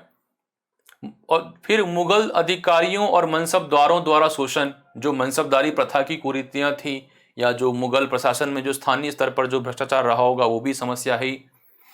जाट कृषक समाज, अब जनजाति समाज से कृषक समाज में बदल रहे हैं, लेकिन समाज में जो है अभी सामाजिक असमानता इतनी नहीं हुई है कि उसको जाति आधारित या वर्ण व्यवस्था पर आधारित समाज में बदल दिया जाए। ऐसे में उन्हें जो समानता का संदेश मिलता है सिख गुरुओं के द्वारा, तो वो क्या है, वो उसका अपील ज्यादा है, तो उन्होंने क्या किया कि सिख धर्म की तरफ उनका झुकाव बढ़ गया। दूसरी तरफ औरंगजेब की भी गलतियां थी, जिसमें से सबसे प्रमुख है गुरु तेग बहादुर की हत्या, और बाद में गुरु गोविंद सिंह ने कैसे वीरता पूर्वक मतलब जो खालसा पंथ था उसको लीड किया कि पहले वो पहाड़ियों जो शिवालिक हिल्स हैं, जो हिमाचल के जो जहाँ राजपूत राजाओं से उनका थोड़ा बहुत संघर्ष भी हुआ, उस तरफ मुड़ गए शिवालिक हिल्स की तरफ, वहां से कैसे रेजिस्टेंस को लीड किया और बाद में आंदोलन कैसे वो मूवमेंट आगे बढ़ा। तो ऐसे कुछ देखिए यहाँ पे ज्यादा कुछ समझ तो नहीं आया होगा आपको, क्योंकि दिक्कत ये है कि चूंकि ये किताब में बिल्कुल कवर नहीं किया गया था, बस कह के छोड़ दिया है कि 16वीं 17वीं सदी के जो हालात थे उन्होंने इनको, यहाँ जो स्टेटमेंट है कि 16वीं 17वीं सदी के परिदृश्य ने सिख आंदोलन के विकास को प्रभावित किया, लेकिन आगे कुछ बताया नहीं है। तो यहाँ एक संक्षिप्त में कोशिश की गई है बताने की, वैकल्पिक विषय के स्तर पर इसको आप ज़्यादा डिटेल में देखते हैं। तो ये कुछ प्रमुख बिंदु थे जिनके कारण जो है एक सामाजिक धार्मिक जन आंदोलन राजनीतिक रूप ले लेता है। और फिर हमने देखा ही 1699 में गुरु गोविंद सिंह जो है खालसा पंथ की नींव रखते हैं, और वहां से जो है पूरा एक राजनीतिक आंदोलन है। जब औरंगजेब की मृत्यु के तुरंत बाद, जो कि 1707 में हुई थी, बंदा बहादुर के नेतृत्व में एक प्रॉपर विद्रोह शुरू हो जाता है इस क्षेत्र में। तो ये क्या है कि अब राजनीतिकरण हो गया है इस मूवमेंट का। नानक ने जोर देकर कहा था कि जाति लिंग आदि मुक्ति प्राप्त करने के लिए अप्रासंगिक हैं, इसलिए देखिए वो जाति व्यवस्था को समर्थन नहीं देते हैं। इसलिए एक कृषक समाज जो अभी भी उतना, जिसमें सामाजिक असमानता उतनी नहीं है, इक्वालिटी थोड़ी है, उसको ये ज्यादा पसंद आएगा ये संदेश। ठीक है, मुक्ति को अक्रिय निरंतर आनंद की स्थिति के रूप में नहीं समझाया गया, बल्कि एक सक्रिय जीवन में सामाजिक प्रतिबद्धता के तौर पर देखा गया। मतलब कि आप सामाजिक तौर पे सक्रिय रहिए, आप परिश्रम कीजिए, आप धन अर्जित कीजिए, लेकिन आपकी एक सोशल ड्यूटी भी है समाज के प्रति, उससे आप ध्यान रखिए। आप दान कीजिए ताकि समाज के अन्य सदस्यों का भी भला हो। तो अगर आप ये करते हैं तो यही आपके लिए, यही आपका धार्मिक उद्देश्य होना चाहिए। उन्होंने अपने शिक्षण के सार के लिए 3 शब्दों का प्रयोग किया, नाम, दान और स्नान, जिसका अर्थ था सही उपासना, जन कल्याण और आचरण की पवित्रता। जन कल्याण, यहीं पे जो है कि आपका मकसद है। इस तरह नानक के समानता के विचार के सामाजिक और राजनीतिक मायने थे, जैसे कि सभी तरह के अन्याय से लड़ने की तत्परता। भाई अगर सभी समान हैं तो लोग पूछेंगे कि अगर हर कोई समान है तो कैसे शासक वर्ग को हक मिलता है कि वो हमारा शोषण करे। अगर शासक वर्ग कोशिश करेगा ऐसे में शोषण करने की, एक ऐसे समाज का शोषण करने की जो समानता में मानता है, जो ऊंच नीच में नहीं मानता है, या जो नहीं इस बात को कबूल कर सकता कि जितने के आप शासक हैं इसलिए आपका हक बनता है हमारा शोषण करना, तो जो समाज समानता में मानता है वो उस पर आप अन्याय करेंगे तो वो तुरंत एक पुशबैक आएगा। ठीक है। यह अंतर आंशिक रूप से बाबा गुरु नानक के अनुयायियों के इतिहास और मध्य युग के अन्य संतों जैसे कि कबीर, रविदास और दादू के अनुयायियों के इतिहास के बीच के अंतर को समझाता है। क्योंकि कह रहे हैं कि देखिए जो संदेश था बाबा गुरु नानक का और इन संतों का, कबीर हो गए, रविदास हो गए या दादू दयाल हो गए, इन सबका संदेश तो एक था।